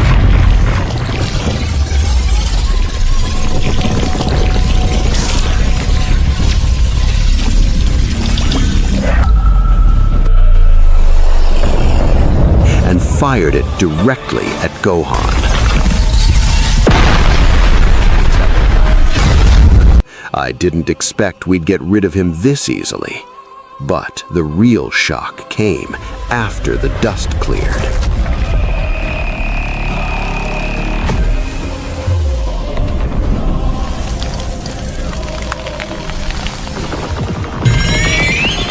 Before either of them could even move, Gohan's speed had surpassed perception itself. He vanished like a dark flash of lightning, and suddenly appeared in front of them, placing his hands on both of them at the same time. In that very instant, he tightened his grip on each of them. Within a fraction of a second, Freeze! their bodies froze completely, turning into motionless statues of ice. Then, Gohan said in a cold voice filled with sorrow and rage, "This is for Master Piccolo." At Zeno's palace, the silence was unsettling, a strange stillness, as if time itself feared moving within it. The Daishinkan stood beside Zeno, assisting him with his tasks and needs, his calm face hiding an unseen storm, until everything trembled. A single tremor, but it was not ordinary. It was deep, heavy, as if coming from a place that should never produce any sound, from beyond the prison realms. Daishinkan froze in place. His eyes widened for a split second, pure shock he couldn't hide. Even Zeno felt it. He raised his head with curiosity and said, "What is that? What is this tremor?" In that instant, the shock vanished, the anger vanished, and Daishinkan's face turned into a cold, eerily calm mask, as if nothing had happened. He said in a low tone, "It seems some scum are trying to escape from one of the prisons." He slowly turned as if it didn't concern him, then added while facing the exit, "I will go check the situation myself." Zeno tilted his head slightly and said, "Wouldn't it be better to send one of the rulers of destruction?" Daishinkan replied without hesitation, "I don't think it's that simple.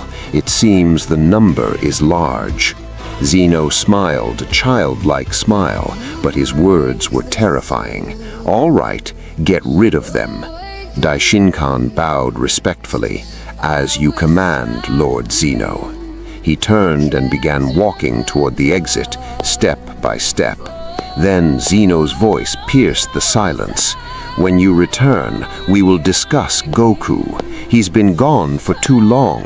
I miss him. I want to see how strong he has become after all his training inside the Time Tower." At that moment, anger almost exploded within Daishinkan. "I want to surprise him. We'll go straight to him, you and I." But he crushed it instantly. He kept his calm expression and said without turning back, "Very well. When I return, we will talk." He continued walking without looking back.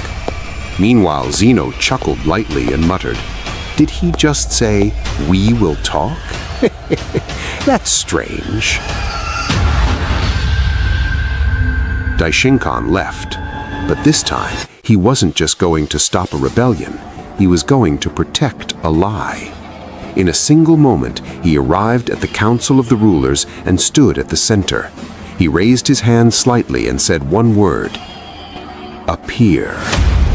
Space trembled. All the rulers of destruction appeared instantly, except two, Rumshi and Quitella. The others exchanged glances, sensing something abnormal approaching. Daishinkan stepped forward once. The pressure emanating from him, without any visible energy, was enough for some of them to tremble without understanding why. He spoke in a low, decisive voice. "Listen carefully. This is the most dangerous mission you will ever receive." Their hearts began pounding uncontrollably. Then he continued, "Do not let Zeno leave the palace." Their expressions froze in a single instant, and they realized the weight of what had just been said. The Daishinkan raised his eyes toward them with a cold gaze and said, "Yes, exactly as you heard. Watch him, play with him, entertain him, do whatever he wants, except letting him leave." He began walking among them slowly, as if his words were making the air itself heavier. He must not go to the Time Tower, because he won't find Goku there, and he will discover that we have hidden the truth from him. Breathing grew heavier, eyes became more tense, because they understood they were now part of a secret that could never be revealed. Daishinkan stopped at the center. He looked at them sharply and said, "Does anyone have an objection?" No one spoke. No one even dared to raise their head, because everyone realized this was no longer just orders. This was the beginning of a sin, one that could never be undone.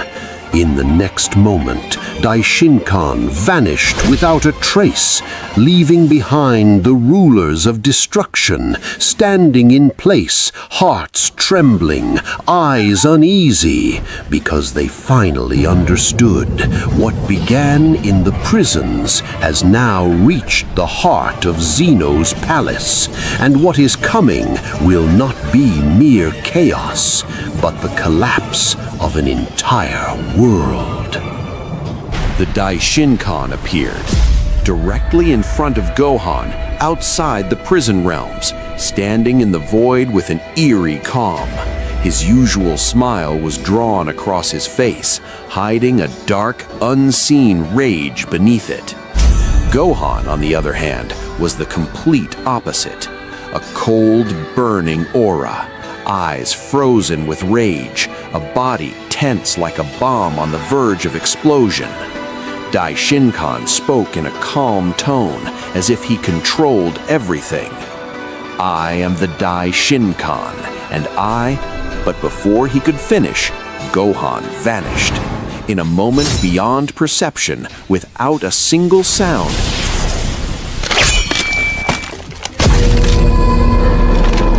he severed Daishinkan's head. The head rose slowly into the void, while the body remained standing, motionless. Gohan continued in his place, his voice dark and filled with hatred. "I know exactly who you are, you piece of filth. You're the one who imprisoned my father, the one who sent the rulers after me, the one who stole our years, the one who created this hell." He stepped forward, his eyes blazing. "And now, I won't let you say another word. Be silent forever." But the head stopped, then slowly descended, returning to its place as if nothing had happened. The wound disappeared, the blood vanished, as if reality itself had been forced to reverse. Gohan's eyes widened for a brief moment. He couldn't hide it. He whispered in shock, "What is this? What kind of creature are you?" Daishin-kan smiled even more calmly and said, "You need to understand something, boy. I am not like anyone you have faced before. I am an immortal entity." Gohan's aura flared even more violently. He roared in fury and charged, "I don't care who you are."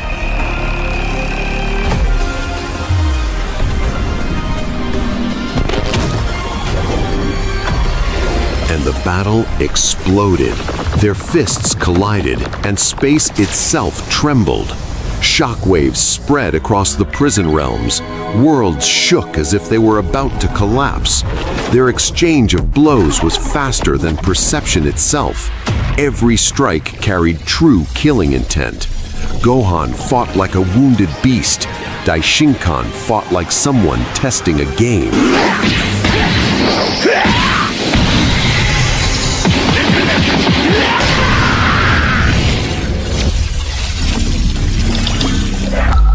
Finally, you've revealed the monster within you.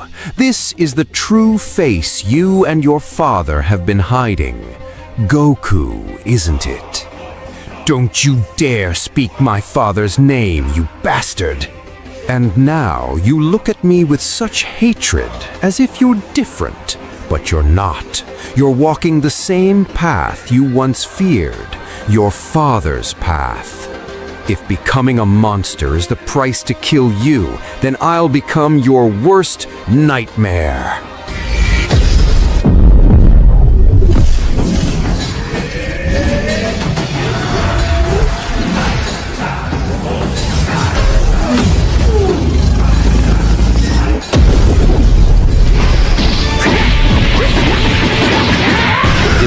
Moment, Gohan broke through his defense and delivered a direct blow to his head. The impact launched Daishin-kan like a destructive meteor, tearing through the void until he crashed into a golden sand planet, shattering its surface. A moment of silence. Then Gohan descended from the sky, landing slowly amid the dust.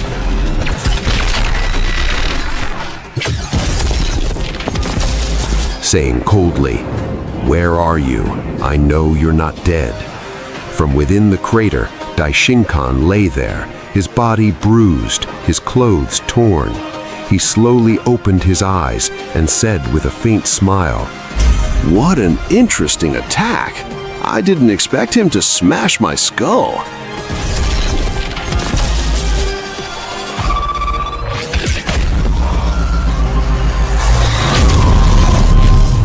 Now I'm fine. Let's see what you can do next. Suddenly, he vanished. In the same instant, he reappeared before Gohan. Their auras clashed face to face. The real battle began. But something changed. Gohan's breathing grew heavier. His movements slowed just slightly, but fatally. His transformation was no longer stable. His body had begun to reach its limits. Daishin-kan noticed immediately. His smile widened as he whispered, "So this is your limit. I see your transformation drains your energy." In a single instant, he vanished and reappeared above him.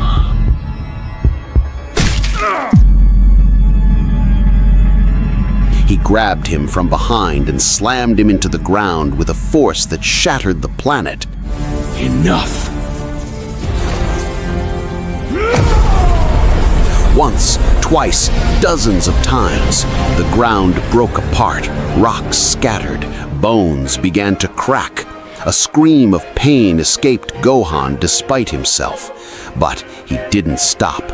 He tried to rise, tried to fight back, but his body no longer obeyed him. He had become a broken body, moving only by sheer will. Gohan spoke through pain, his voice fractured. "I won't give up until I destroy you." Daishin Khan smiled mockingly and said, "This is your end, little monster." Suddenly, he vanished like lightning. In an instant, he tore Gohan's arm from its place.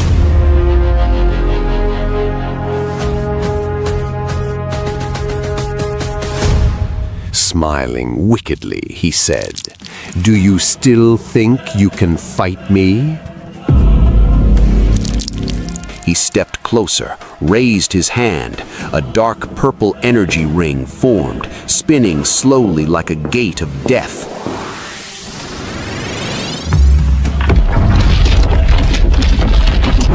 From it, he fired a single beam. It pierced through Gohan's abdomen completely.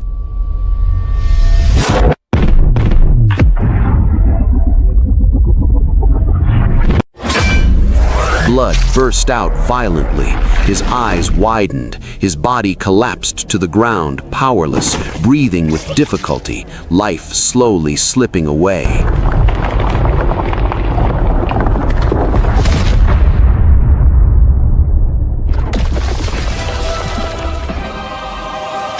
Daishin Khan stepped closer, placed his foot on Gohan's head, and pressed down. Then he began striking him coldly, blow after blow, as if crushing what remained of something that could no longer resist. He said mercilessly, "What did you think you could do? Did you really believe you could stand against me?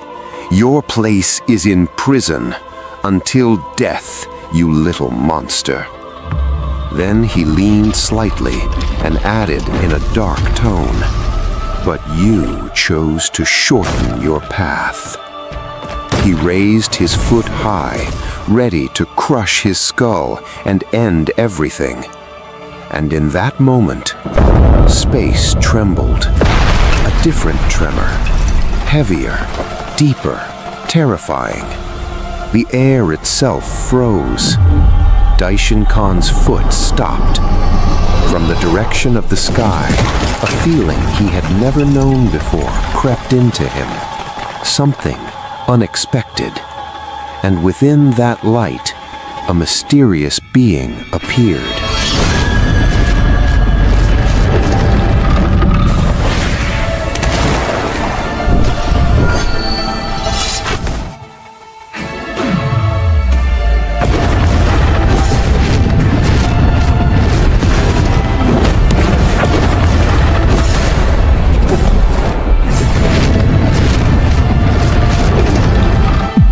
What do you think?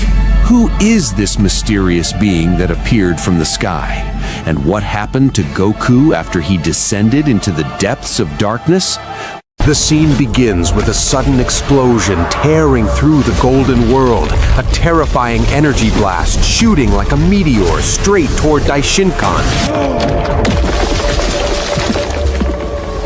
piercing his body at an unbelievable speed and violently pushing him away from Gohan. His body was thrown back into the void as if it were his end. You're dead.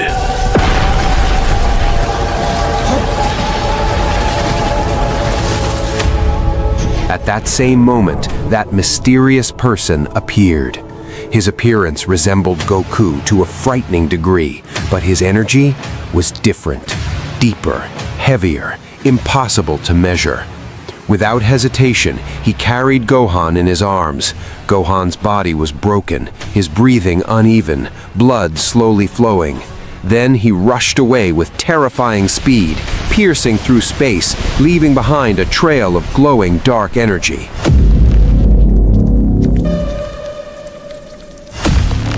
As they flew away from the battlefield, Gohan opened one eye with difficulty, his voice barely audible. Where am I? Wait, is this? But his words were cut off, and he fell into dark unconsciousness. At that moment, the mysterious person whispered in a low voice, "Yes, I'm here, your little brother, Goten. He continued angry. Don't speak. Please rest. I will finish everything. I will kill everyone who caused this. In another place, Goku was standing, staring at a meteor approaching rapidly. His eyes narrowed, his battle instinct screaming. He said calmly, "It seems he wants to fight me." And I also sense another energy, far away in that strange structure. Not a moment passed before that person descended from the sky.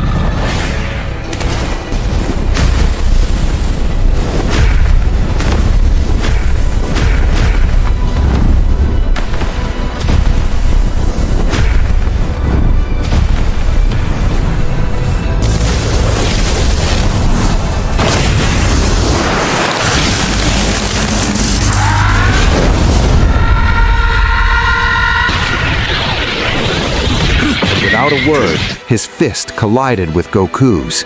At that moment, an explosion, not like any explosion. A shockwave tore through the void, massive energy bursting from both of them, as if the world of darkness itself trembled. The battle began instantly. Blows at the speed of light, instant movements unseen by the eye. Each strike was enough to destroy a planet, and yet neither of them stepped back.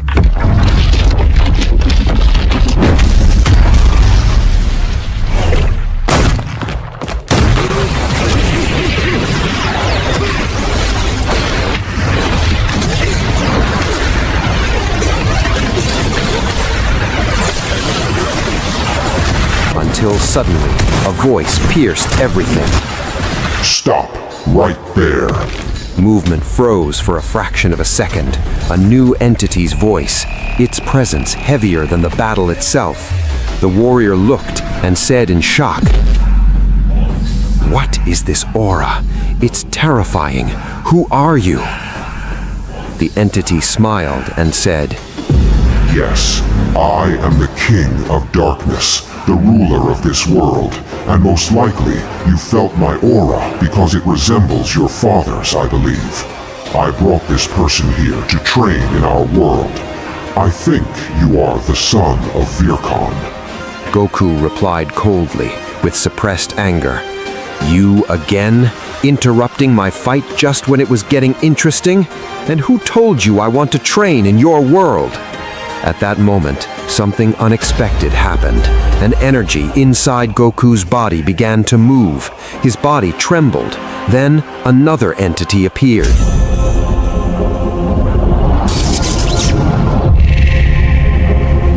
He stood before everyone and said, Is that you, my brother? After 1,500 years, we thought you were dead. How did you return, and in this body? If you hadn't spoken, I would have torn this intruder apart immediately. Goku froze, his eyes wide. Another person? How? Didn't I sense you? His power is beyond imagination. Wait, did he say your brother? What is this nonsense? The King of Darkness smiled and said, Yes, he is my brother, and he is the current king of the world of darkness. He took the throne after I lost my life in the great explosion. Goku shouted in anger and shock. Stop! You're inside my body now, saying you died and came back? What the hell is going on? He replied coldly. I was reborn inside your body. You feed of my energy, and I feed of your body. The more you get angry, the closer you become to being my vessel. And when your power reaches 100% of dark energy, I will fully awaken. Goku shouted in anger. I am not anyone's vessel. That will never happen. He replied calmly. Don't worry. I cannot control your mind, but your emotions, those I can influence a little. At that moment, the other entity intervened and said, Even though this body is strange, it resembles you a lot, Kugo. The King of Darkness laughed deeply. And have you seen yourself, little brother? The other replied, Yes, I know my face is ugly, but I am proud of it. because it is the result of your sacrifice. Without you, I wouldn't be alive now. At that moment, the King of Darkness's expression changed. He fell silent briefly, as if an old memory pierced his mind. Meanwhile, Goku suddenly grabbed his head in pain and shouted, "What is happening? What are these images?" Strange scenes began flooding his mind. Explosions, a collapsing world, a burning entity, screams, darkness devouring everything, voices he couldn't understand, memories that were not his. He dropped to his knees, clutching his head. "Stop! Get out of my head!" But the voice returned, deeper, more dangerous. These are not just my memories. This is my reality in the past. At that moment, Goku was pulled back 1,500 years in time. He stood in that strange place, his breathing unstable, his eyes moving slowly across unfamiliar faces. People who looked calm, even happy. A huge palace of dark gold shining under a strange light. On the throne sat a majestic entity, a satisfied smile on his face, everyone looking at him with reverence, as if peace there was real. Everything was beautiful. Even the creatures outside the palace were happy within that world.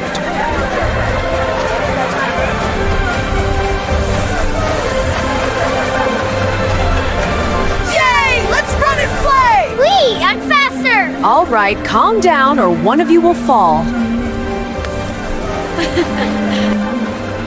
I wish I had children like you. Do not be sad.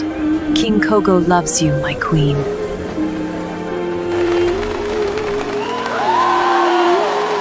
Goku's body was transparent, made of memory energy. No one could see him, because everything he was witnessing was the past. As he observed, trying to understand, suddenly the palace trembled. The ground shook beneath their feet. The walls cracked.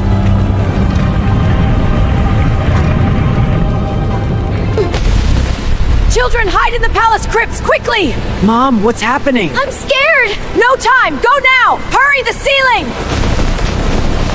And someone rushed into the palace toward the throne, whispering, "Brother, Kugo, they've arrived!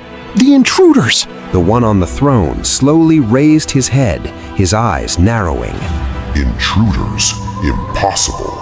The other replied, "No one survived. The entire town has been destroyed. They wiped out everything in the blink of an eye." King Mugo said, "Who dares enter my world after that?" Goku froze, whispering, "This is the King of Darkness. Not just his face, even his name resembles mine, but reversed. Kugo. So this is his true form?" But before he could process more, the palace began to collapse. The King of Darkness, Kugo, said in anger, "Listen, Brother Verkan. Protect the palace and the royal family. Do not let anyone enter. I will handle this." Verkan replied, "But brother, let me help you." Mugo said, "You probably know why they came. Stay nearby. That's best for all of us. I will return quickly. Protect those two children. I love them."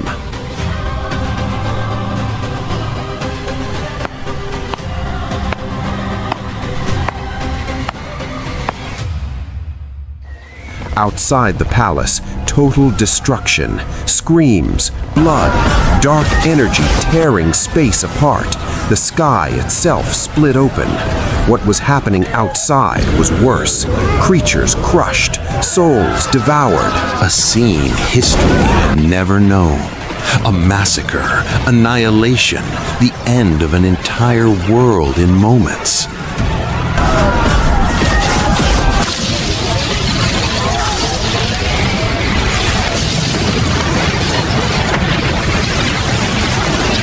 Suddenly, Goku returned to the present. He fell to his knees, breathing heavily. That was real? Daishinkan did this to your people? But why? How? He raised his head, eyes burning. I want to see what happened next. I want the full truth. Verkin approached calmly and said, Your name is Goku, right? It seems my brother drained his energy inside you while showing you the past. I think he is now in a dormant state. He cannot appear for long. The more he speaks, his presence fades. Most likely, he is sleeping inside you now. Then he added, You should rest. You just came out of hell, and your body needs to recover its balance. Goku smiled slightly and said, I didn't expect that. You're not as bad as you look. But the smile quickly faded. His eyes sharpened. I can't rest here. My son is out there. I don't know what's happening to him. But if there's one thing I want now, it's food. I haven't eaten in years. Verkin smiled and said, Since you are my brother's vessel, that is your right. Goku's eyes flared with anger. I told you, I am not anyone's vessel. Verkin laughed and said, All right, come, I'll show you something more important than food. They walked toward the palace. Their footsteps echoed over the black ground lined with gold. And when Goku entered, the palace from the inside was greater than anything Goku had imagined. Golden pillars, mysterious engravings, energy flowing through the walls, until they reached the throne hall. And there a girl was sitting, her aura of beauty calm.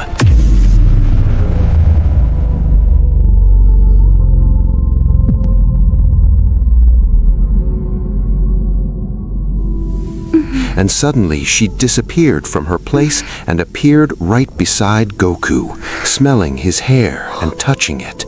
Goku blushed in embarrassment and said, What are you doing? Verkin said, Let me introduce you to my daughter, Mirel. I think she feels comfortable around you. She doesn't usually do this except with people she likes. Princess Mirel is the one who manages the affairs of the palace, while I watch the sky every day, waiting for his return. Goku asked, His return? Verkin replied, I mean the Daishinkan, or any other being that might come to steal what remains of us, the antidote. Goku raised his eyebrow. An antidote? It protects the planet from the Daishinkan? Then he looked at Verkin and said confidently, But I see that the red-haired one is stronger than him. How would he dare to return? Verkin laughed. You mean my other son, Renzo. Suddenly, Renzo appeared like lightning inside the palace. Goku froze. What? This one is your son too? He replied calmly, Yes, Renzo is the third in strength after his sister and me. At that moment, Renzo stepped forward, his eyes filled with anger. Heh, if you think you're the strongest, father, then kill me now. Verkin laughed. Not now. Everything has its time. Goku looked at them in shock and said, If I'm at the level of the weakest one among you, then that means she's stronger than me. And he pointed at the princess. Damn, I don't like this. Renzo shouted, I'm not weak. I'll kill you when all of this is over. But Verkin raised his hand. Enough. Come, Goku. You still haven't seen what matters most. He took Goku with him, and they climbed to the top of a dormant volcanic mountain using Verkin's white dragon. And there, in front of him, was a tree. But not just any tree. Its trunk pulsed, its leaves glowed with colors he had never seen before. Pure living energy. Goku stepped closer and said in amazement, What is this?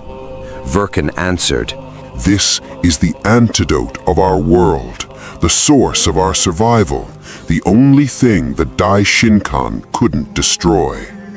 But In that moment, Goku's eyes narrowed. He noticed something. Inside the tree, within the light, there was a body. A woman, surrounded by energy, sleeping, or maybe imprisoned. He whispered, "Who is she?" Verkin's expression suddenly changed. For the first time, sadness appeared in his eyes. This is not just a woman. This is the reason that will bring everything back or destroy everything.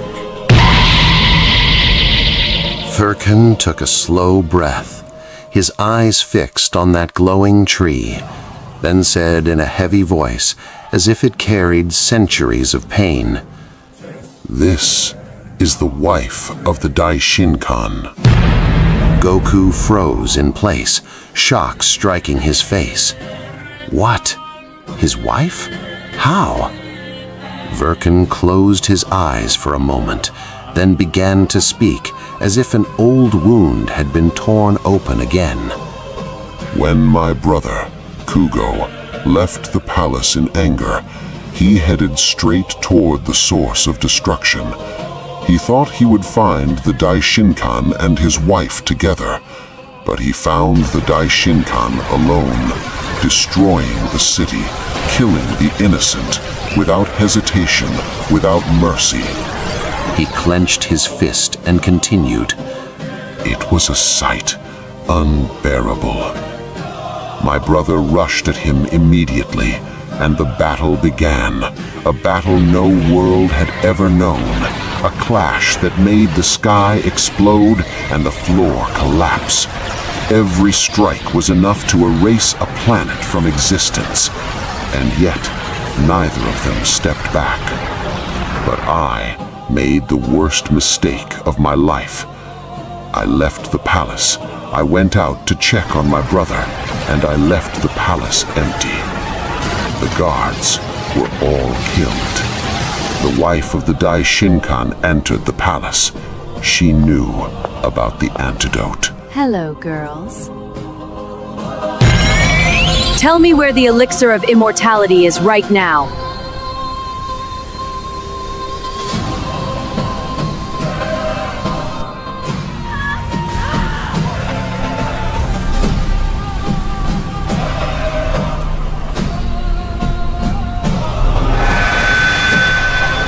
He fell silent for a few seconds, then continued in a broken voice.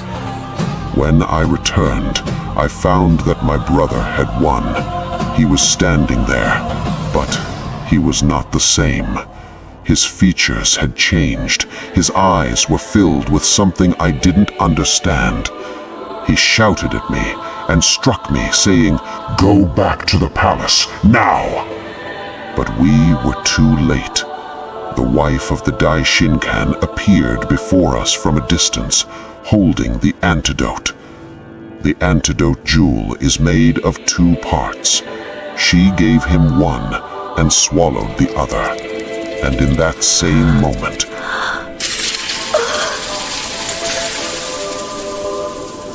the planet began to disappear, literally collapsing out of existence.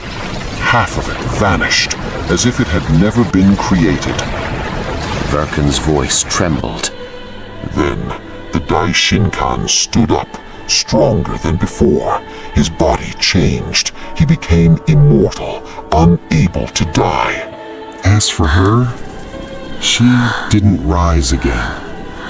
Her body couldn't withstand the power of the antidote.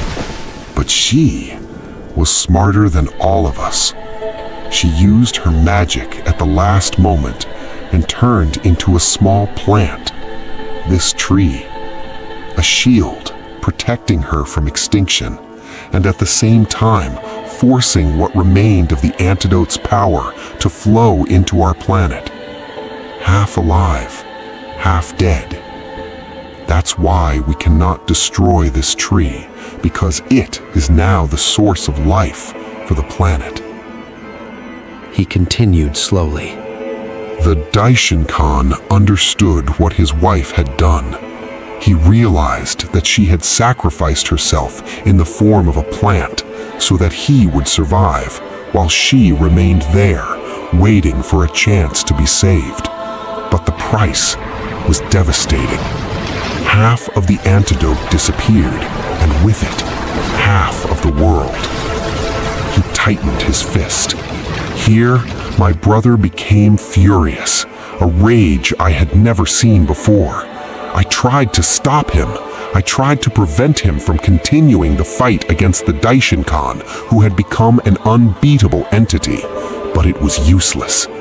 The Daishinkan was about to leave, as if everything was over for him, but my brother shouted at him, "Where do you think you're going, you coward?" And in that moment, the Daishinkan launched a direct attack at me. He wanted to kill me as revenge for what happened to his wife.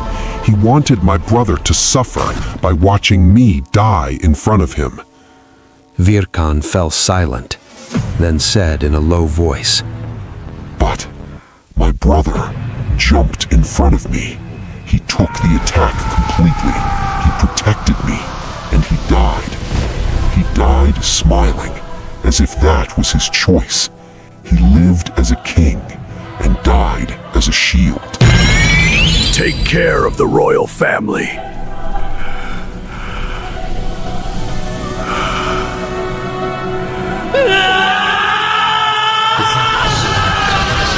He paused, then raised his eyes toward Goku. "And I remained alive with my children, and with this incomplete world as a fading king." A heavy silence filled the place. Then Goku spoke in a low voice, but burning from within. What a story! I never expected that the King of Darkness had such a heart. He was more than a king. He was someone loved. Vegeta replied calmly, "He wasn't just a king. He was a father, a brother, and a protector of everyone in this world." Goku's expression hardened, his eyes glowing with anger. Damn it! The Daishinkan didn't just kill your people, he even sacrificed his own wife just for eternal power? His voice grew deeper. This isn't a being, this is a catastrophe. Vegeta answered in a cold tone, "That's why I told you, he doesn't die. Not because his power is unbeatable, but because he abandoned everything, even his humanity."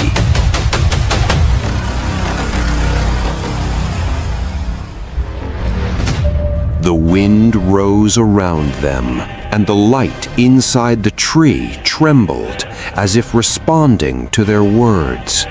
In that moment, Goku slowly raised his head and said in a calm voice, but more dangerous than any scream, "Then I have no choice. If he cannot die, then I will make him wish he had never lived at all." And in that moment, in Universe 7, on Beerus's planet exactly,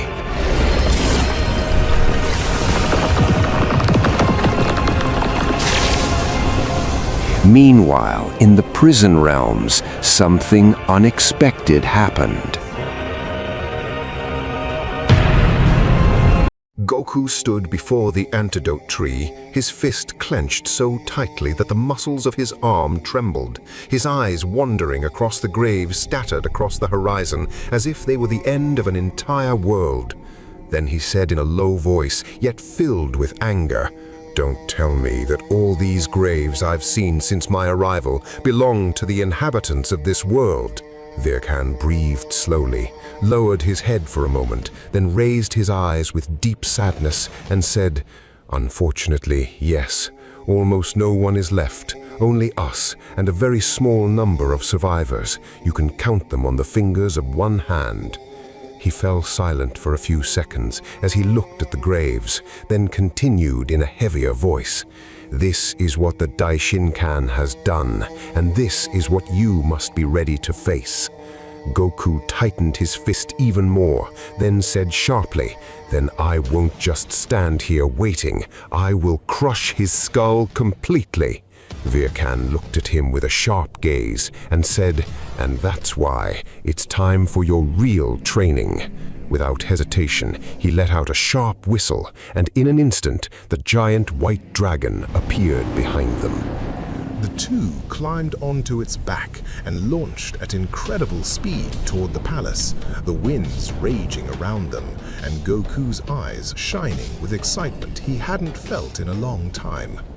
As soon as they landed, Goku was surprised by the scene before him. A massive battle arena began forming outside the palace, golden cubes floating and rising, rocks splitting apart, energy drawing the boundaries of the arena with astonishing precision. Goku stood amazed and said, "Wow, how are you doing all of this so quickly?" Meryl stopped, her face slightly flushed, then turned away trying to hide her embarrassment and said in a serious tone, No time for admiration. We are already late. Come on, let's begin. Goku smiled lightly, then stepped forward, his energy gradually rising, and said with confidence, "This is what I've been waiting for. Real training at last." The Daishinkan returned to the palace. His steps were calm, but his expression carried something hidden.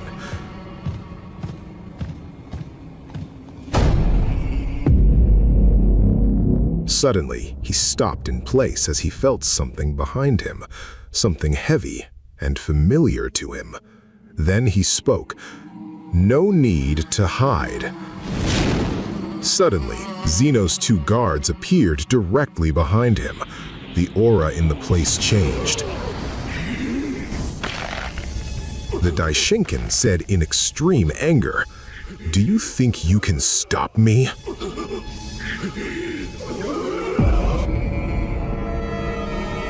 The guards, "No, we just don't want you to do something inappropriate.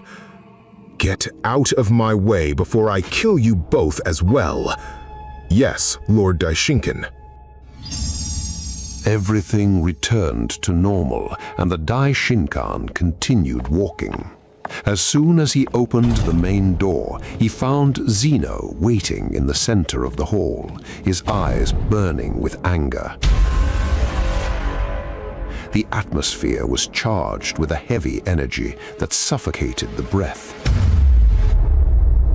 Zeno spoke in a sharp voice. Why all this delay? And your clothes are torn. Don't you want to tell me what's happening? The Daishinkan tried to hide it, smiled a cold smile and said, "Nothing, just some prisoners tried to escape, and I dealt with them completely." A second of silence, then the reply came like a direct stab.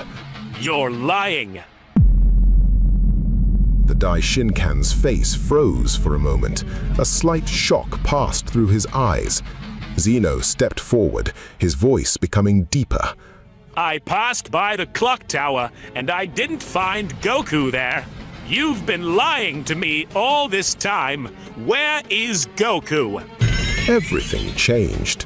The Daishinkan's expression turned from shock into a dark, deep, terrifying smile, and he said in a cold voice, "Since you've reached this point, there's no need to hide the truth anymore. I've grown tired of you as well. Day after day, endless orders, restrictions, surveillance, as if I were your servant." He slowly raised his head, his eyes shining with pure malice. "You prevented me from going to the dark world and bringing back my wife. And that alone is because of what I did there before. And now, you won't stop me anymore. We will end everything between us." Zeno's aura suddenly exploded, and he said with indescribable rage, "We won't end anything. You are the one who will be erased from existence." He raised his small hand, then a pure white power emerged. Space itself compressed. The laws of existence collapsed in that moment, an energy capable of erasing an entire being. One strike was enough to end everything. Zeno said coldly, "Traitor, if I had known your truth before, I wouldn't have kept you alive until now." The Daishinkan's body began to disintegrate, turning into particles, disappearing, fading as if he had never existed. Silence. Everything was over. Or so Zeno thought. Because suddenly, those particles began to move, gathering, swirling behind him in silence, without any sensation, without any warning, and in an instant, the body was complete again behind him.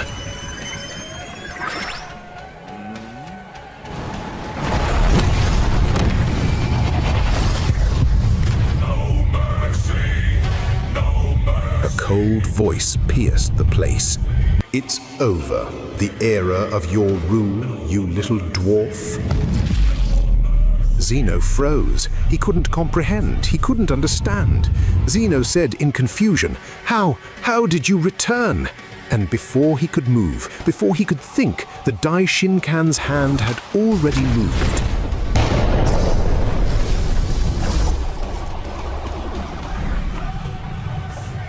One strike, swift, decisive, the head separated from the body in terrifying silence. No scream, no resistance. Just the end. Zeno's head fell, and his existence ended. For the first time since the beginning of his reign, the supreme ruler had fallen. The Daishinkan stood looking at the body without any expression, then said in a chilling calm, "Now, no one will disturb me. No one will watch me. No one will stop me." He raised his head upward, a cold smile forming. "It's time for the true beginning. I will bring back my wife, and we will rule together."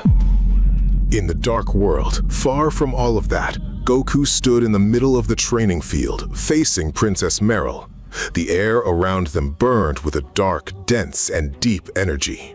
Goku's body had changed. Glowing lines spread across his skin, his eyes sharp, his focus unmatched.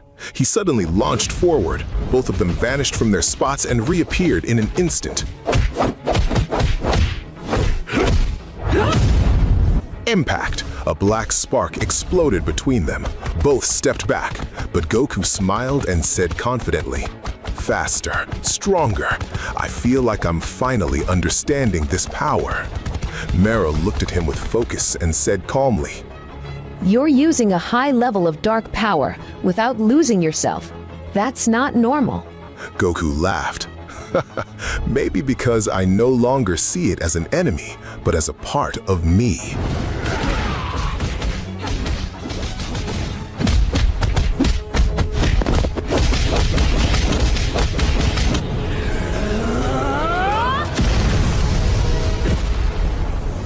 Deep within him, the Dark King's voice laughed softly. Don't rush. You're still far from my power. You're only using 30% of it. Goku replied with confidence. Maybe, but I won't be your vessel. I'll be the one who decides the end. The fight stopped. A brief silence, then Goku said, looking toward the palace, "And now, I want a real fight.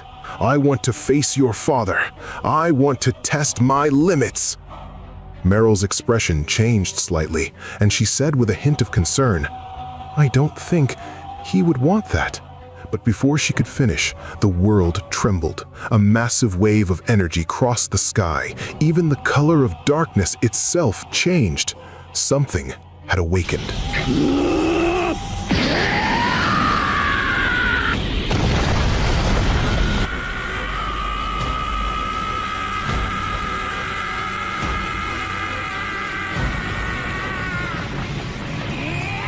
Goku slowly raised his head, his eyes glowing, his form shifting, golden hair beginning to grow along his arms.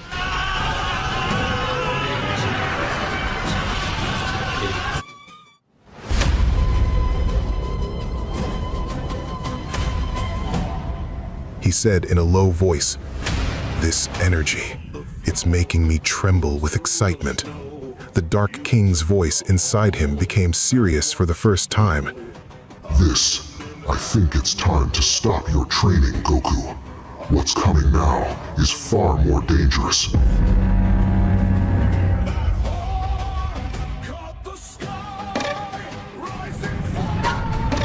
Meryl whispered, "This feeling, impossible."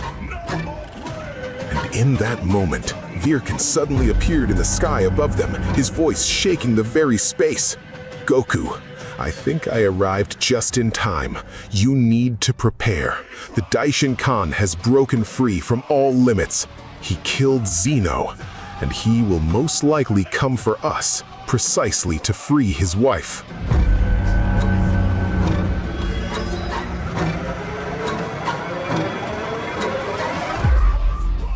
A determined smile appeared on Goku's face. A golden aura exploded from his body. Finally, a fight worth the sacrifice. I've been waiting for this battle with the Daishin Kan ever since I was in the Hell Prison. And deep within him, the Dark King slowly opened his eyes and said, "Now we will see which of us will awaken first, the Daishin Kan and his immortal blood, or us." The scene shifts to Beerus's planet, a sky unusually calm, yet the air is charged with something heavy. Inside the planet, Gohan slowly opens his eyes, his breathing gradually returning. His body, which had been shattered moments ago, is now completely healed. The first thing he sees in front of him is Whis' face, wearing his usual calm smile, but behind it an undeniable sadness. Whis says softly, "It seems you've returned to us, Gohan." Gohan moves slowly, looks around, then fixes his eyes on Whis and says directly, "Whis, is that you? So you're on our side, right?" A brief silence, then Whis sighs and says in a low voice, "Yes, I have been from the beginning, but you shouldn't thank me. Thank Lord Beerus instead." Gohan furrows his brows. "Beerus?"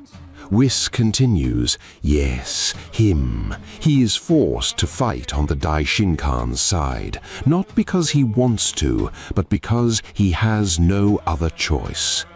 Gohan clenches his fist. So he's stuck between both sides, not knowing which path to choose.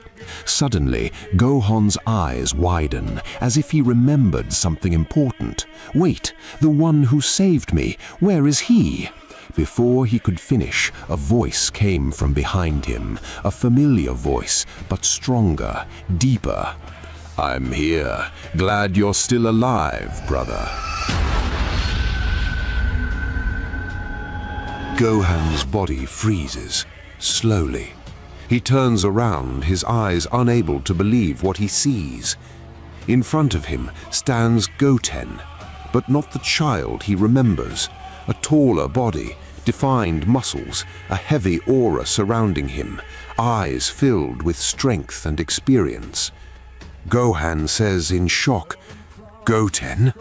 "Yes, it's me." Gohan stepped forward, looked him up and down, then said sincerely, "This power, this presence, you've become bigger than me. I'm proud of you, brother. When did all of this happen?" Goten looked at the sky for a moment, then said, "Thanks to Lord Beerus. He's the one who brought me here." A stream of pain and cruelty began to flow within him. His voice grew heavier. "He gave me something, the antidote curse, an ancient elixir. He said he had never dared to use it, but it was the only solution to increase my power." He continued, his eyes burning. "He told me that whoever drinks it might not come back alive. So before I did, he trained me himself. Training that was not merciful, not human." He took a deep breath. I cried, I screamed, I collapsed countless times, but I continued until I awakened the strongest Ozaru transformation this universe has ever seen. A moment of silence. Then he continues, and when I was ready, I drank the cursed elixir. Hi, you have to drink this now. What happened after that wasn't training. It was war, a war inside my own body. Every hour here was equal to 2 years inside that curse. My body grew, my muscles tore apart and were rebuilt over and over. I transformed into the rare giant green Ozaru, and I fought the black cursed one. It even took my left eye with a sword, but I killed it again and again, year after year, until I won. He raises his head with confidence, and when I woke up, I was like this. Gohan listens, amazed, deeply moved, then smiles and says, "So, you went through hell too, just like us, me and Dad." A light laugh escapes him. What a cruel coincidence. He steps forward and hugs Goten tightly. "I'm glad you're here." Goten returns the embrace with equal strength. "And I won't leave you again." They step back slightly. Then Gohan says, his eyes shining with determination, "We'll fight together. We'll bring back our father, Son Goku, and we'll take down the Daishin-Kan. This time, we won't lose." Goten nods confidently. "Together until the end." Whis speaks calmly. "If that is your decision, then I know where he is." Both turn quickly. "Where?" Whis smiles slightly. "A world not easy to reach, but now you are no longer who you used to be." He steps forward and says, "Prepare yourselves. We are going to meet him." Joy and determination appear on their faces. Finally! At that same moment, far away in Zeno's palace, the palace is no longer what it once was. The atmosphere is dark, heavy, as if existence itself is afraid. In the grand hall stands the Daishin-Kan. Behind him, all the gods of destruction. And in front of him, the remaining angels, his children. Their eyes are fixed on him, but not with reverence, with anticipation and fear. The Daishin-Kan slowly raises his head, his eyes cold, devoid of any mercy. Then he says a single sentence, yet it shakes the entire palace. "This war is for the sake of bringing back your mother." Silence, but it was not calm. It was the silence before the explosion. He continues, his voice growing harsher. "I want no hesitation, no mercy. I want a battle until death."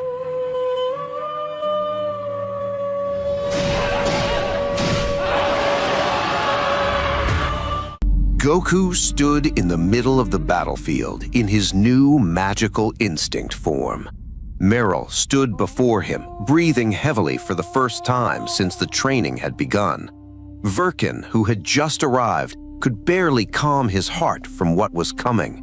The Dark King inside Goku spoke calmly, without mockery. "This is exactly what took me 1,000 years to achieve. You are annoyingly intelligent." Goku answered in his mind without smiling. "I don't need your praise. I only need your power." Suddenly, space trembled. The void itself split apart, and a pale blue portal opened in the air, releasing an intense freezing cold. 3 figures emerged from its center. Whis, Gohan, Goten.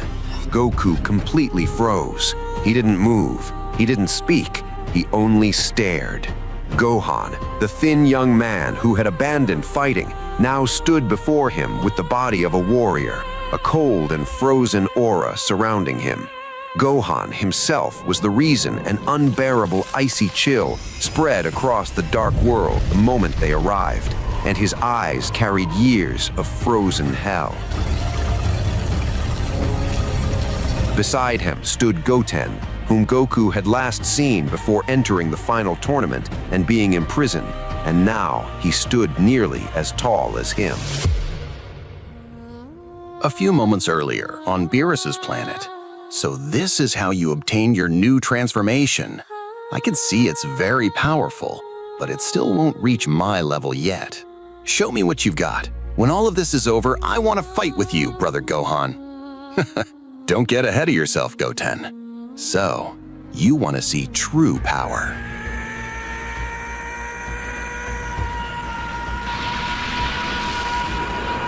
Gohan transformed into the Ice Super Saiyan. Snow immediately began falling. The trees froze solid. The rivers turned to ice. Everything became cold. And for the first time, Goten saw his brother in this form. Wow, so this is your true power. It's truly terrifying. Now I'm even more excited to fight you. Whis interrupted them and said, "All right, I see you're both ready." Then he opened a portal before them and said, "Let's go. We shouldn't delay any longer."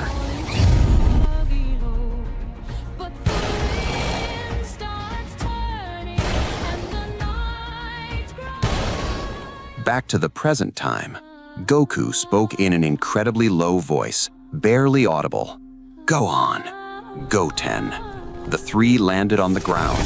Gohan took one step, then another. Then, the moment he got close enough, Goku saw the thing that froze all his blood in his body. The arm, the left side, empty. There was no hand. Goku's voice cracked. "Gohan, your arm!" Gohan answered with forced calm, as if he had trained himself to hide the pain. "It doesn't matter. I'm fine, Dad." "Who did this?" Silence. Then Gohan said in a low voice, "The Daishinkan." In that moment, something inside Goku changed. It wasn't anger. It was deeper than anger. Goku embraced his two sons with a force he didn't even realize. Gohan closed his eyes. Goten buried his face into his father's shoulder as if he were a child again. No one spoke. The tears needed no words. After a moment, they separated. Goku looked closely at Goten and said with genuine shock, You've grown incredibly, Goten." Goten smiled with his father's old smile. "I can't believe you recognized me from the very first glance, Dad. Can a lion fail to recognize his own cub?" Goten laughed. "You too, Dad. Your aura is immeasurable now. Even your face is different." Goku laughed lightly. Hell changes a person, inside and out. Then he looked at Whis and asked in a tone free of hostility, yet carrying a serious question. "Whis, why are you here?" Whis answered calmly, his head slightly lowered. "Because I made a mistake, and this is the least I can do." Goku stared at him for a long moment. Then he said, "I searched you among the angels when I fought them, but I couldn't find you. Fine, we'll talk after all this is over." Goku then spoke to everyone with the voice of a leader, a tone no one had ever known from him before. "So, we will choose the battlefield. We won't wait for them.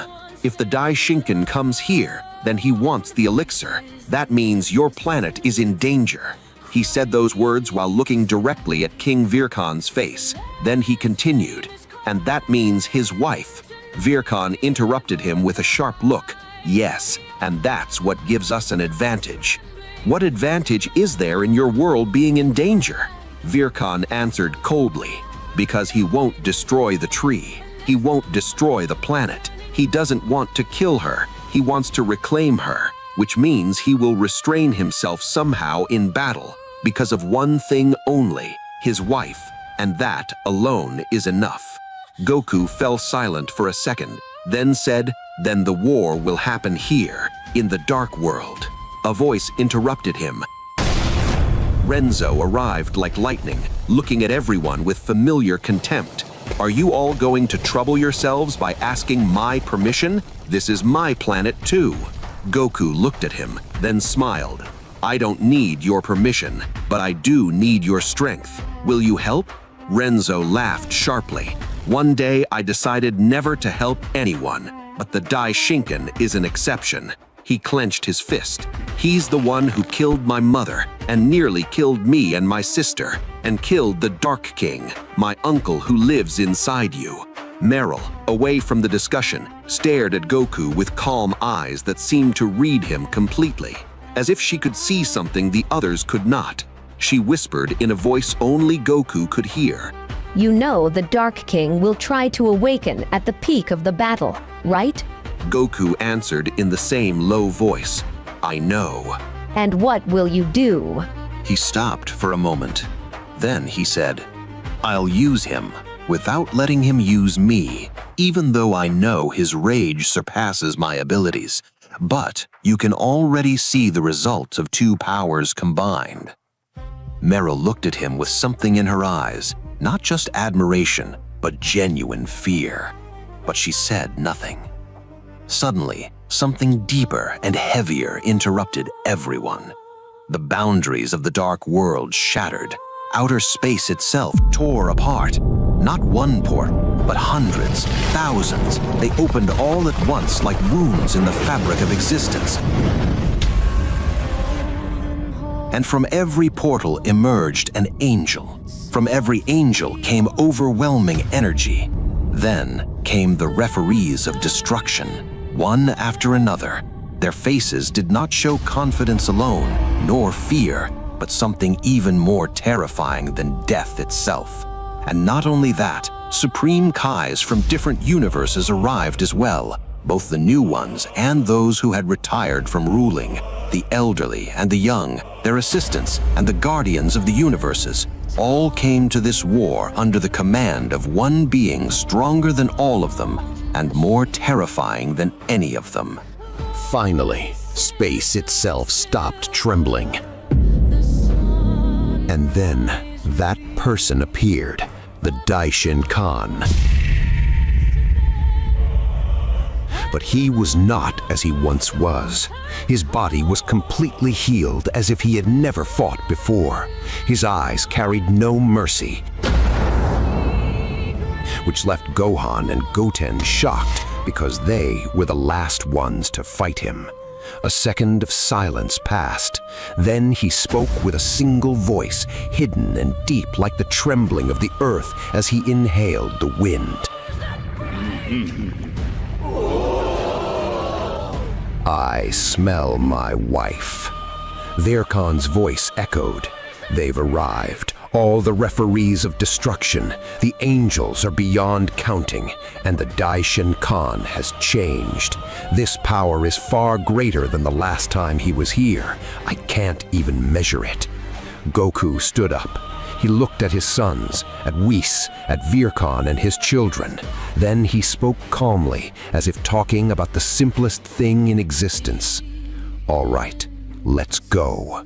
The black ground was lined with dim gold. The sky cracked from the pressure. The antidote tree glowed.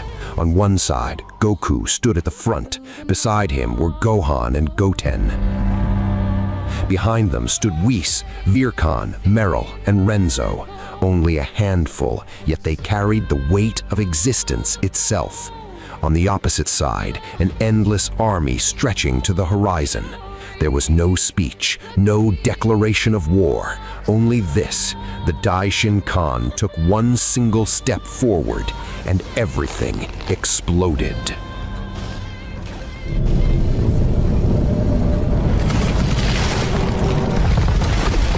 Hundreds of angels charged at once. White heavenly energy like thunder rained from every direction.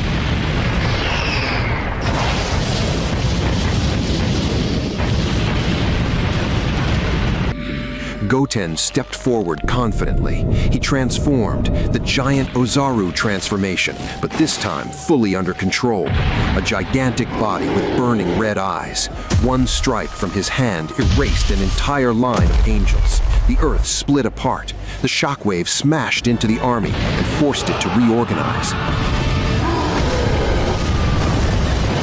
Gohan did not transform immediately. He observed, calculated, created an icy hand that helps him fight. Then he fired a beam from his only hand with surgical precision, piercing through 5 consecutive rows in one straight line. The surviving angels stared at the gap in disbelief.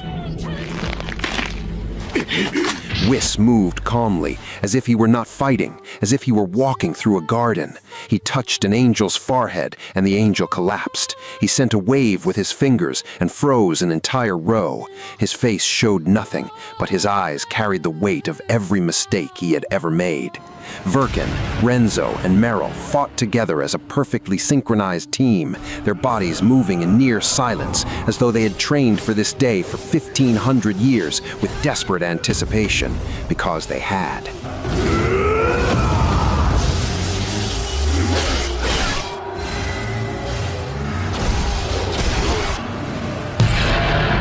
And in the middle of all this, Goku still had not moved. He stood there watching, his golden aura intertwined with the golden ring revolving around him slowly, like a mirage of gold. He spoke softly. "So, you came." A voice answered from afar, cold, confident. "Did you miss me?" Goku looked ahead. In the center of the chaos stood the Daishin Kan. He wasn't fighting anyone. He was only looking at him. In the middle of the battlefield, just the two of them, and the universe waiting. Goku walked toward him, one step, then another. With every step, a memory. Hell prison, chains, darkness, Margarita and her staff. The Daishin Kan saying, "You will live here for the rest of your life." The Daishin Kan standing before the chained Goku saying, "Monster." Years passing without sound, without light. Goku stopped 1 meter away from the Daishin Kan. He didn't scream, he didn't explode. He spoke in a calm voice, more dangerous than any scream.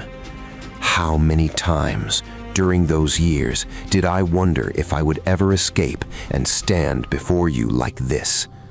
The Daishin Kan did not answer. Goku continued. You imprisoned me, tortured me, made my family forget me, cut off my son's arm, killed an entire people who never harmed you, and all of that so you could live forever? The Daishin Kan smiled a dark smile, to reclaim what belongs to me. Goku said, "Your wife?" with no sympathy in his voice. "You don't love your wife. You possess her, just like you possess everything." The Daishin Kan's eyes suddenly flared. "Do not speak about what you do not understand." Goku replied, "I understand very well.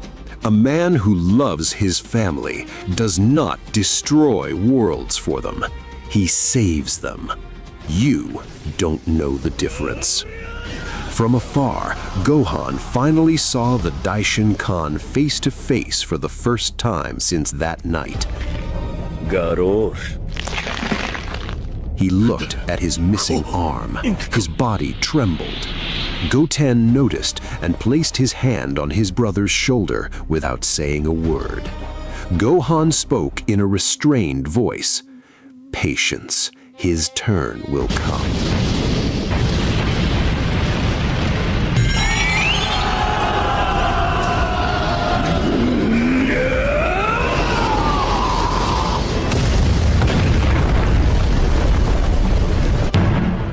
Meanwhile, Beerus did not speak. He made no announcement. He did not look at anyone.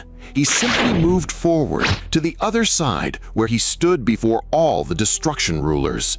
Whis saw him, and for the first time since the battle had begun, his heart found relief in one thing alone, seeing Beerus alive and well.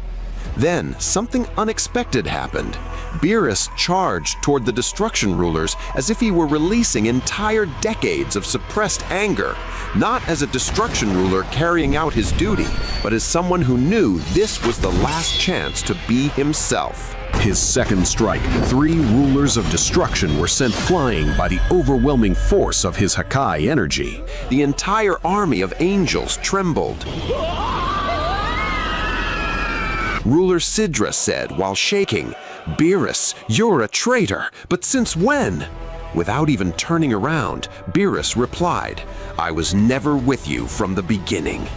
Goku, shocked by the scene, had never expected Beerus to be on their side. As for Gohan, he smiled as if he understood everything, because the last thing he remembered before entering the icy prison was Beerus's tear. Goten called out from afar with joy, "Master Beerus, I'm happy to see you." Above them, Beerus looked at them with his usual smile, as if everything were under control. Belmont broke the silence and said while looking at the destruction rulers scattered from the previous attack, "I think you're all thinking what I'm thinking."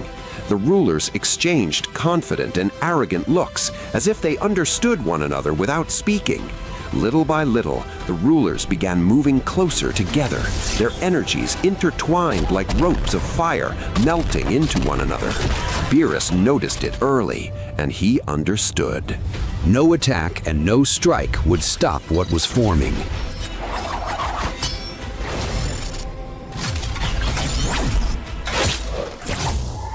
He looked toward Goku in the distance, then toward Whis. Then he closed his eyes and smiled. There is no other choice. Then I will reveal my true form for the first time. The rulers completed their fusion, a single gigantic entity pulsing with the power of 10 rulers. One step from it caused the fragments of Earth floating through the void to tremble. Everyone stopped fighting, a power history had never witnessed before. "Damn, what is this energy?" Goku said. The Grand Priest replied with a smile. "It's all right to enjoy this spectacle. Did you know they were planning to fuse before arriving here? Fortunately, Beerus revealed his true intentions beforehand. Otherwise, their fusion would have been ruined." "Ha ha ha." Goku replied. "Damn all of you, and your followers too." The fused rulers spoke with overlapping voices. "It's over, Beerus." Beerus replied, "I don't think so." He charged every atom in his body. The purple aura ignited until it covered the sky.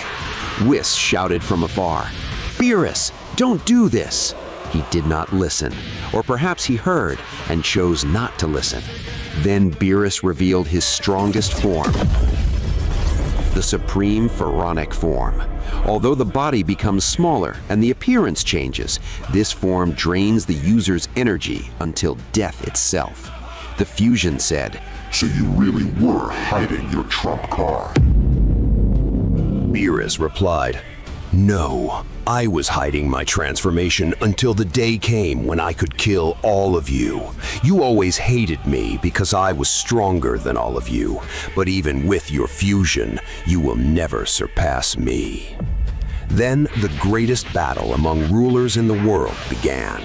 He fought the fused ruler beast. Different styles emerged as it used every ability and every power belonging to each ruler. Its strength was overwhelming, but Pharaonic Beerus never surrendered.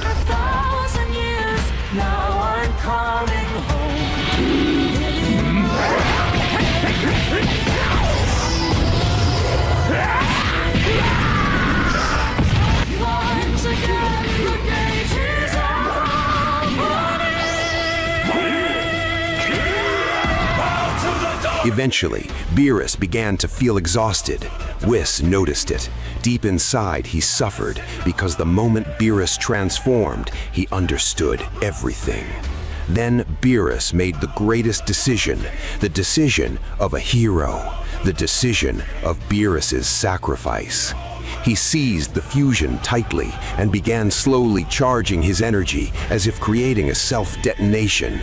The fusion screamed, "What are you doing, you fool?" Beerus replied, "What I should have done a long time ago." And he said goodbye.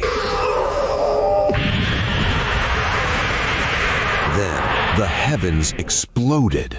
Not the explosion of a fighter, the explosion of a destruction ruler carrying an overwhelmingly powerful Hakai energy and detonating it from within. The purple light swallowed half of the battlefield, and when it faded, there was no trace of the rulers left, and there was no trace of Beerus. Absolute silence. Whis stood motionless. His eyes remained fixed on the place where Beerus had been. A single tear fell without a sound.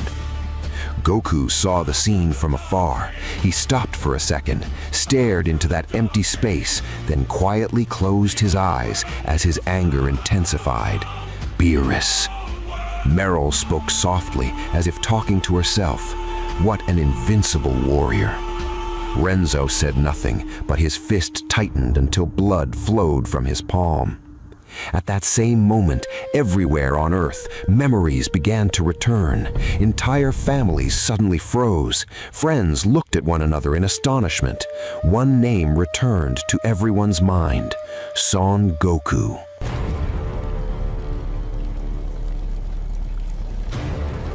Somewhere in one of the worlds. So now I finally understand why I was training so hard all this time.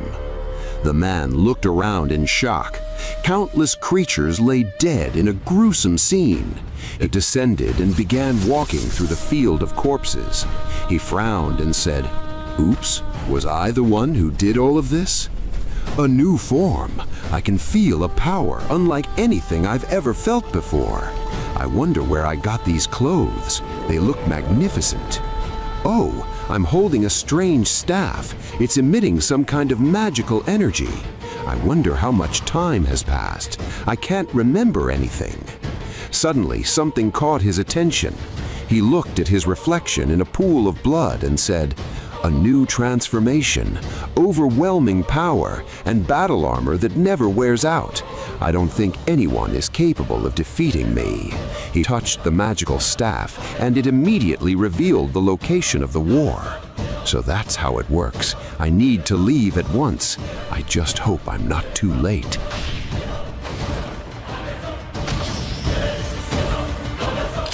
The Guardians, directly from space, two terrifying, tall figures descended. No words, no negotiations. They rushed toward Whis at the same instant.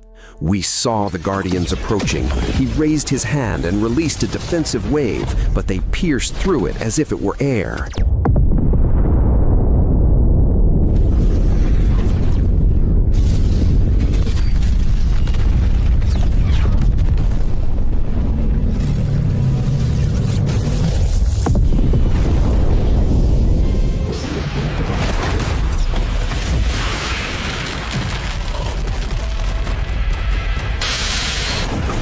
The strike reached deep into Whis' body. He fell mercilessly. Looking up at the sky while struggling to breathe, he whispered in a voice barely audible, "I won't have to wait long to join you, Lord Beerus." He never finished the sentence. Goku could no longer endure what was happening, but his opponent never left his sight. The Grand Priest spoke. "So, shall we begin?" Goku's anger intensified, and he attacked. Their fists collided in a shockwave that seemed to stop time itself. Gohan saw what had happened to Whis.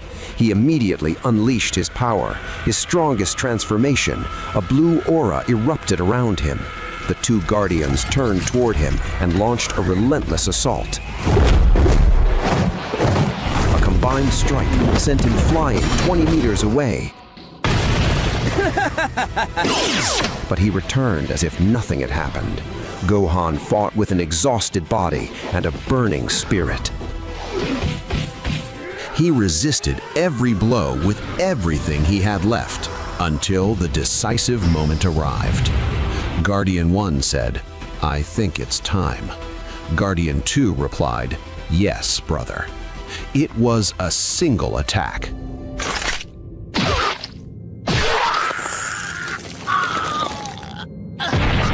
Then Gohan fell.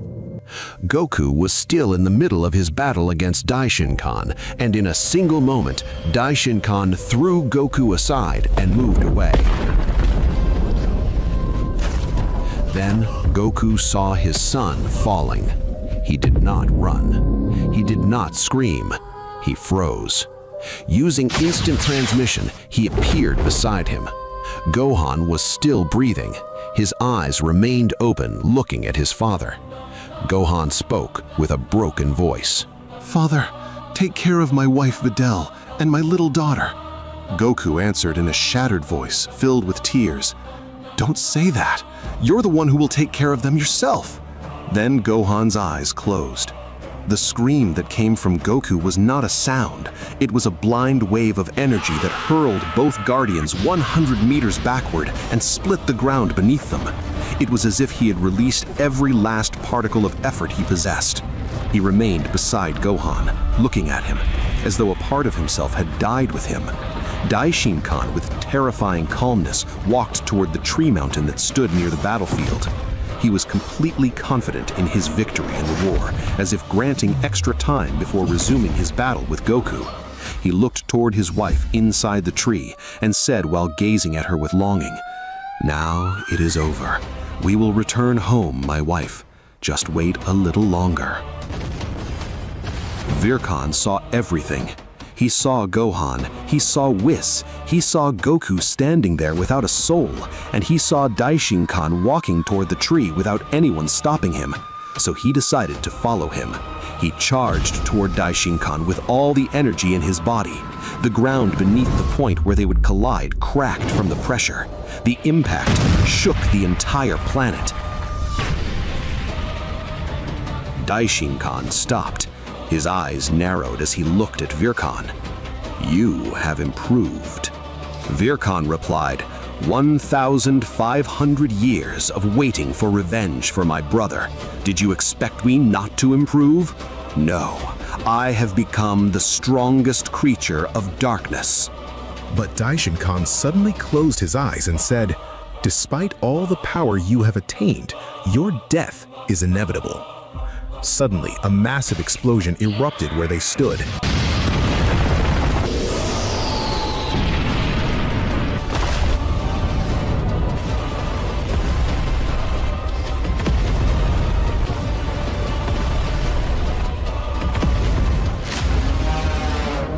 After the dust cleared, what appeared was larger and tougher, colored like space itself on its darkest night.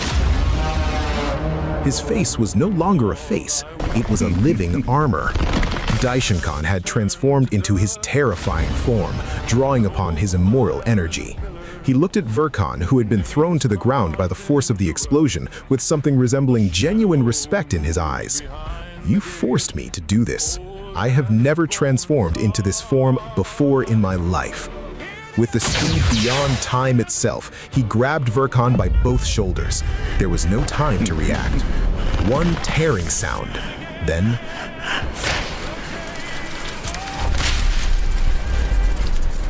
silence. Virkan was split in half. Muriel felt her father's power disappear. She screamed before she could even speak. She knew that her father had left this life. Renzo clenched his fist until his entire body trembled. His eyes turned red, yet he did not collapse, because his father had not collapsed when he stepped forward. He looked at his sister and said through gritted teeth, "This is the day we have been waiting for. Do not stop." Meanwhile, on Goku's side, inside his mind, the King of Darkness, who had remained silent all this time, suddenly shouted in a voice Goku had never heard from him before. "My brother is dead." And he broke. The darkness fell silent. Goku remained on his knees beside Gohan's body. The two Guardians were approaching him once again, slowly.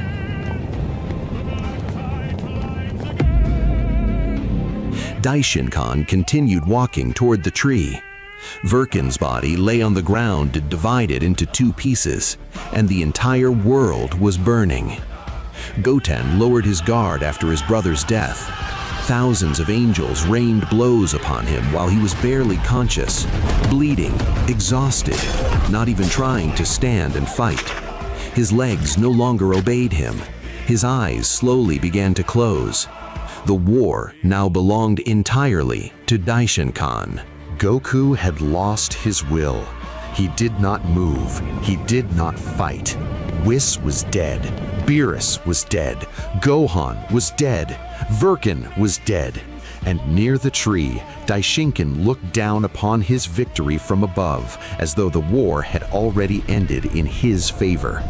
Beyond the dark world, high in the heavens, someone witnessed everything that had happened. His anger erupted, as though he blamed himself for arriving too late.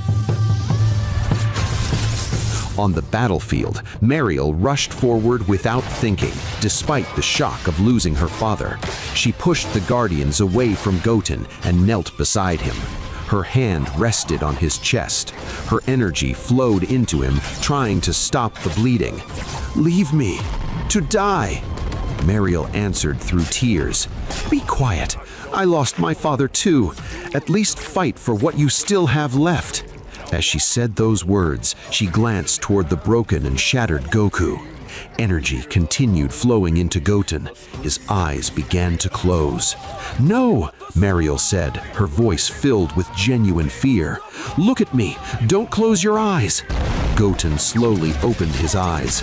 With great effort, he looked at her, and in the middle of that hell, he smiled. "You're angry."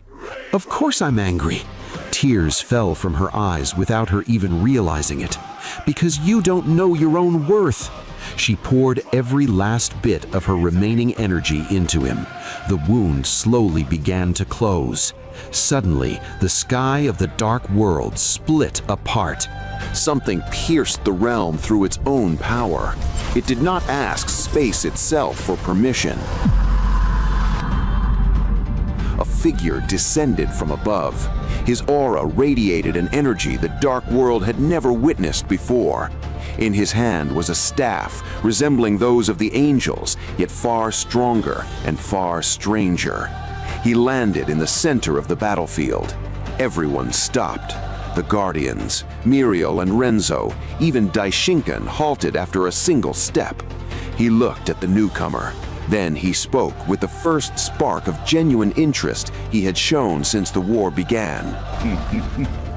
Another person, an interesting power. Vegeta did not look at Daishinkan.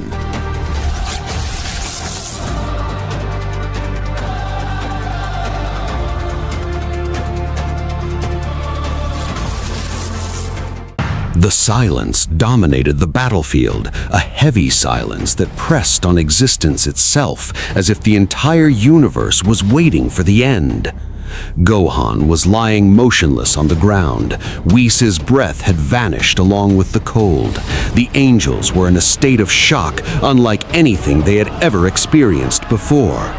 Goten was barely holding on to consciousness, and Muriel beside him was holding him as if afraid he might disappear. And in the middle of all this, Goku was kneeling, exhausted, shattered, as if his soul had completely left his body. A strange figure approached him and stood directly above him. Then he spoke in a voice that was not gentle, but it was the voice of a friend. "I know what you're feeling right now, and I know you want to give up." Goku slowly raised his head and looked at him without moving or responding. Vegeta was standing tall, his eyes sharp, but his voice was different this time. "But do you remember the last thing Gohan said to you?" Then he paused for a moment and continued, "I heard everything. He said, take care of the family." At that moment, Goku's eyes moved toward Goten, his body exhausted, his eyes resisting the final sleep, and Miral beside him refusing to let go of him. Then Goku looked toward Beerus's remains, who had sacrificed for them, and inside him, the Dark King, who was already broken, spoke with a trembling but firm voice. My brother died for us. If you sit here, it will be a betrayal to everyone who sacrificed. Stand up, I'm with you. From the outside, Vegeta stepped forward and said while looking at the Guardians, "Leave them to me, I'll handle the rest. Stand up, because a foe is waiting." Goku slowly began to move with heavy effort, as if gravity had multiplied on his body. Then he stood and said with a broken voice, "Vegeta, is that you? Your look?" Vegeta looked at him with eyes of a friend and said, "We'll talk when we get back home." At that moment, Goku closed his eyes and smiled. He entered his inner world, finding himself before the Dark King in a space between light and darkness. The Dark King said, "You've reached your limit. If I give you more power in this state, you will die." Goku replied, "Finally, I've met you. Your size is bigger than I expected." The two shook hands for the first time, the power of the Dark King and the power of Saiyan Goku merging. Goku continued, "So, what do I do now?" The Dark King smiled and said, "Suppress your emotions." Goku understood what he meant without any reaction. The Dark King placed his hand inside Goku's chest and pulled out a white light like a pure crystal, representing everything inside him: pain, sadness, memories, and then it vanished in an instant. Goku no longer felt anything. No sadness, no pain, no anger. He became like a machine. Then the Dark King smiled and pushed massive energy into him, saying, "Now awaken."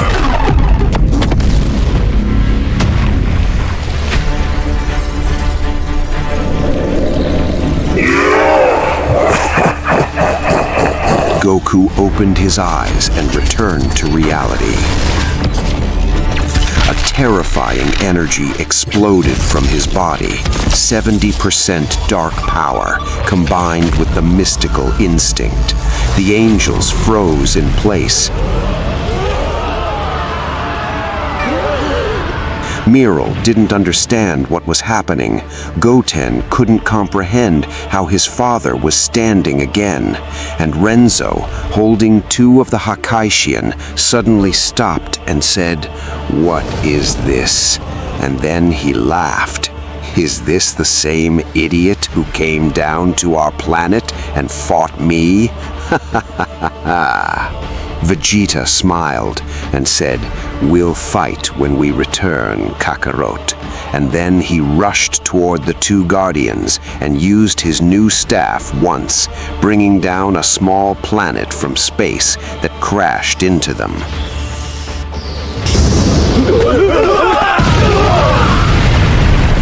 What happened next was total destruction, but they emerged from the dust. Something had not happened. Guardian 1, if we fight him alone, it won't work. Guardian 2, you're right, brother. Let's show him the real battle. The two Guardians merged into one being, forming a single powerful entity. Let's see this Saiyan. Vegeta replied, "You know nothing about Saiyans."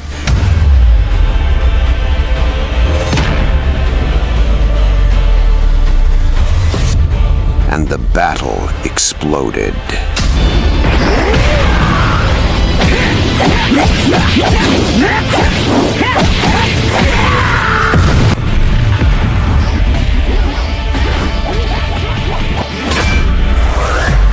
Goku was watching Gohan with angels and Hakishin behind him. Above the mountain, the Daishinkan smiled, then disappeared and reappeared right behind Goku. "I'm back. I thought you wouldn't be able to stand." Then he continued, "I thought that outsider Saiyan would be my next opponent, but you've surprised me with this power." Goku did not respond or move. He simply took one step forward and turned around. That glance alone was enough to knock down a group of angels.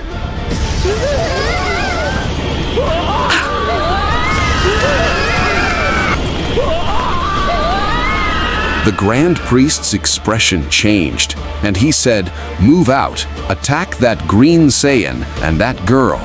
They all rushed forward at once, while Goku was no longer the same.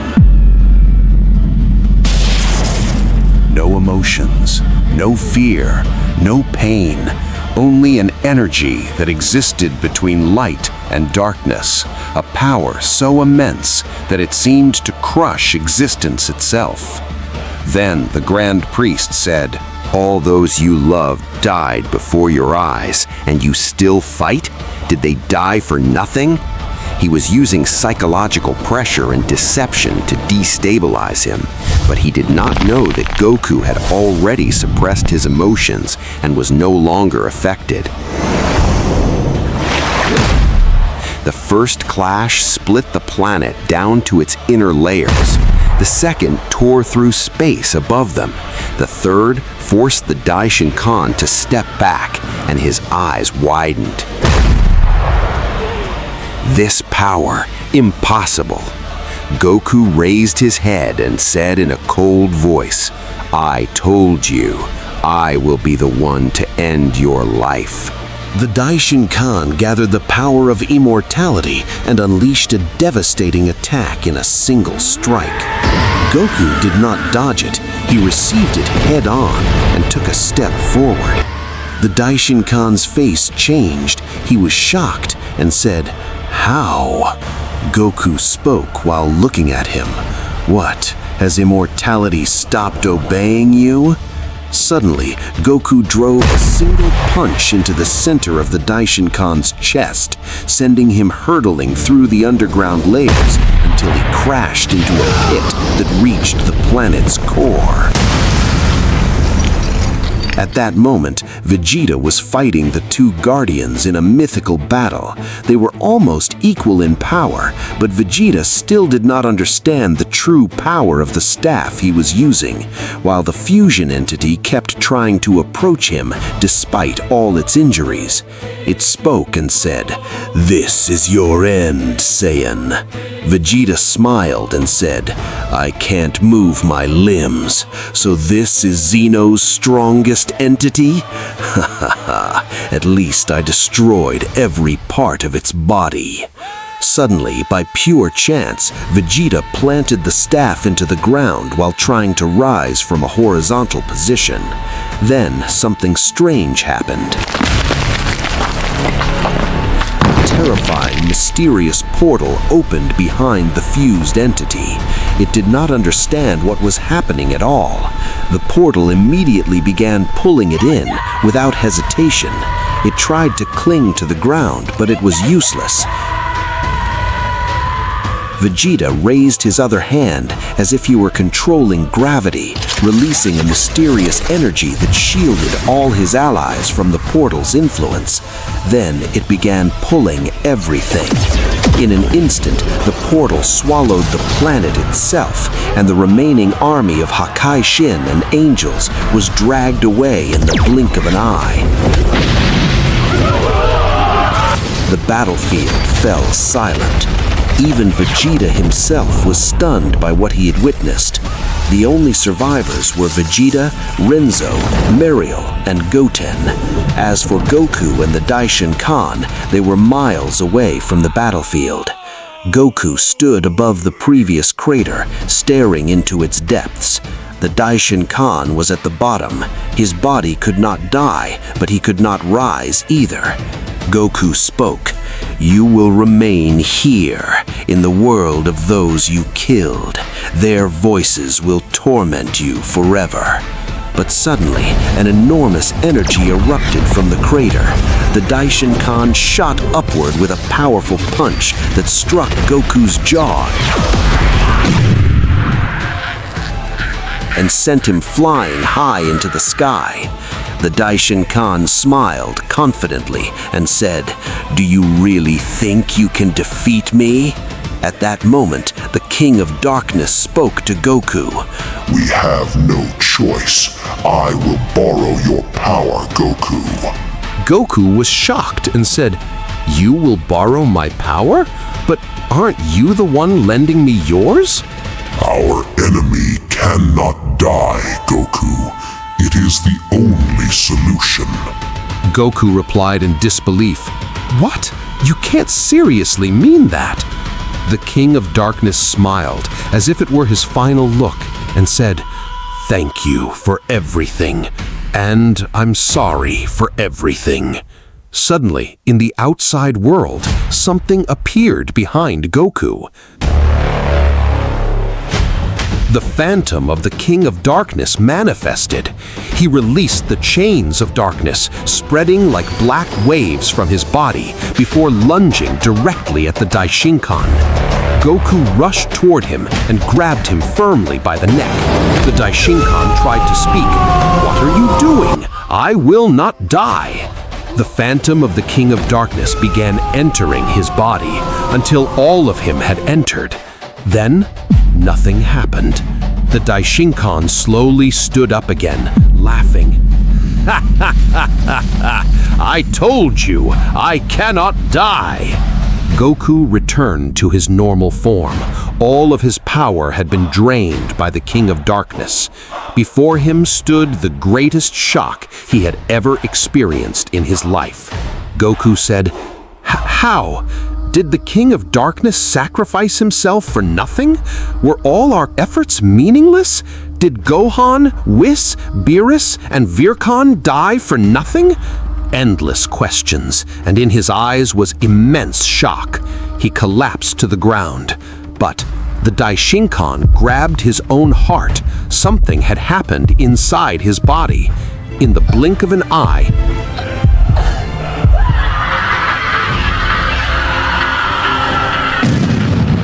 he exploded.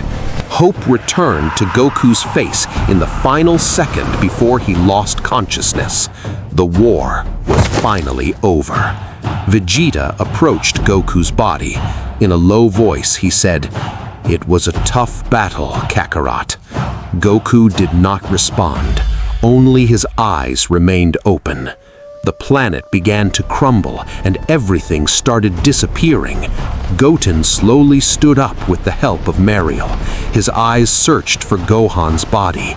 Then he found it and carried it. As for Renzo, he gathered a piece of his father's remains. Vegeta carried Whis' body and Beerus' torn garment.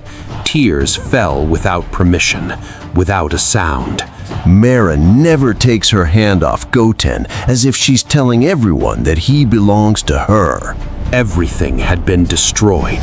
The planet was collapsing.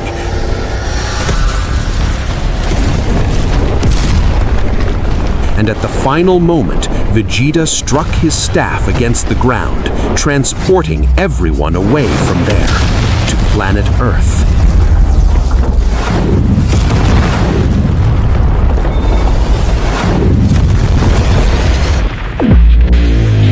At that moment on planet Earth, Chi-Chi had been standing at the door since morning. Then she saw them. Vegeta carrying Goku's body, then Goten. She froze. She looked at Goten, who had been a little boy the last time her memory held his image, and now stood before her with a warrior's body and eyes carrying more than words could bear. "You've grown so much."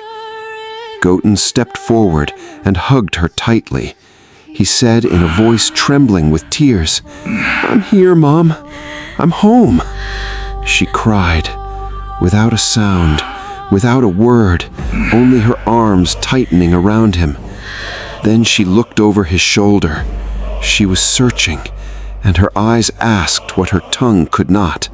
Goten replied, his voice trembling as he fought back tears. He didn't make it, Mom. Bulma arrived.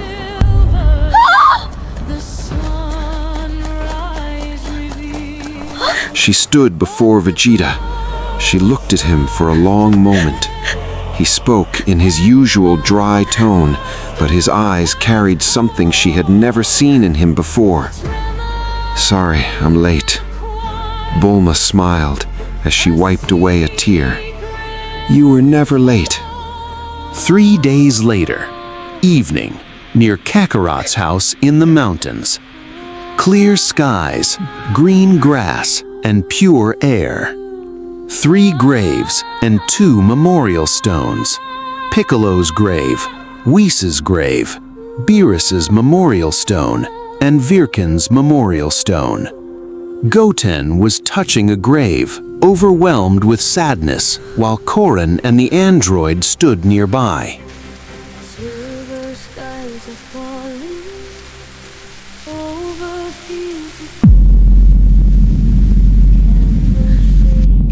Suddenly, someone placed a hand on Goten's shoulder and said, "You both fought well, my sons." "Don't be sad, Goten. Gohan is always with us." Goku continued speaking while looking ahead. "Videl, from this day forward, you are my daughter, and I will train Pan."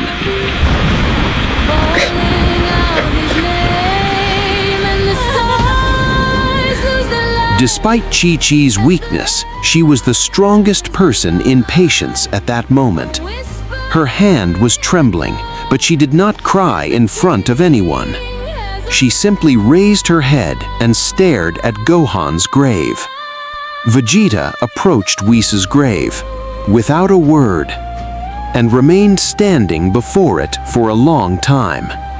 Goku brushed his hand over Beerus's memorial stone, looked at it, and said, "You would have hated being called a hero, so I won't say that, but you truly are a legend." After a week of mourning, Goten was sitting beside Muriel at the center of a gathering. There was no dancing or loud music, but everyone was there.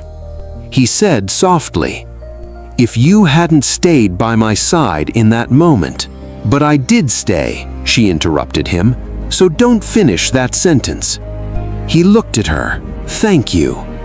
She looked toward the horizon, and her cheeks turned red despite herself. "Don't thank me, just don't die again." In the same gathering area, Muriel walked over to Renzo, who was standing in a corner and seemed unusually comfortable in a place that looked nothing like his world.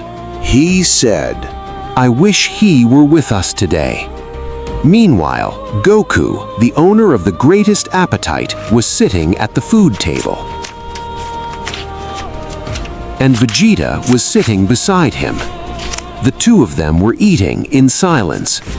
Then Goku spoke, as though he had just remembered something, without looking at him.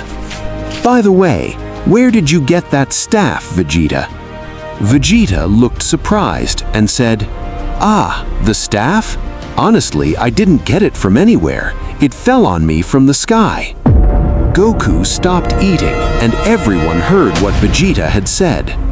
They all shouted in a single sentence, "What?" About a month earlier, since Vegeta and Goku's family had lost their memories, in a very distant world, someone was sitting on a cloud, holding that very staff, and he said, "Is that really me in the past? The Prince of the Saiyans, huh? What a ridiculous era that was. It seems he is in serious trouble." Then he threw the staff, as if speaking directly to it, and said, "Help him until the very last ounce of his life."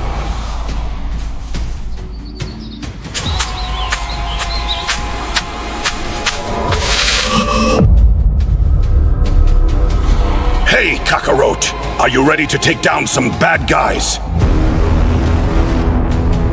I feel sorry for you, Vegeta, after you threw your staff to your past self. Ha ha! But we can't let the bad guys have all the fun. Let's hurry and go right away.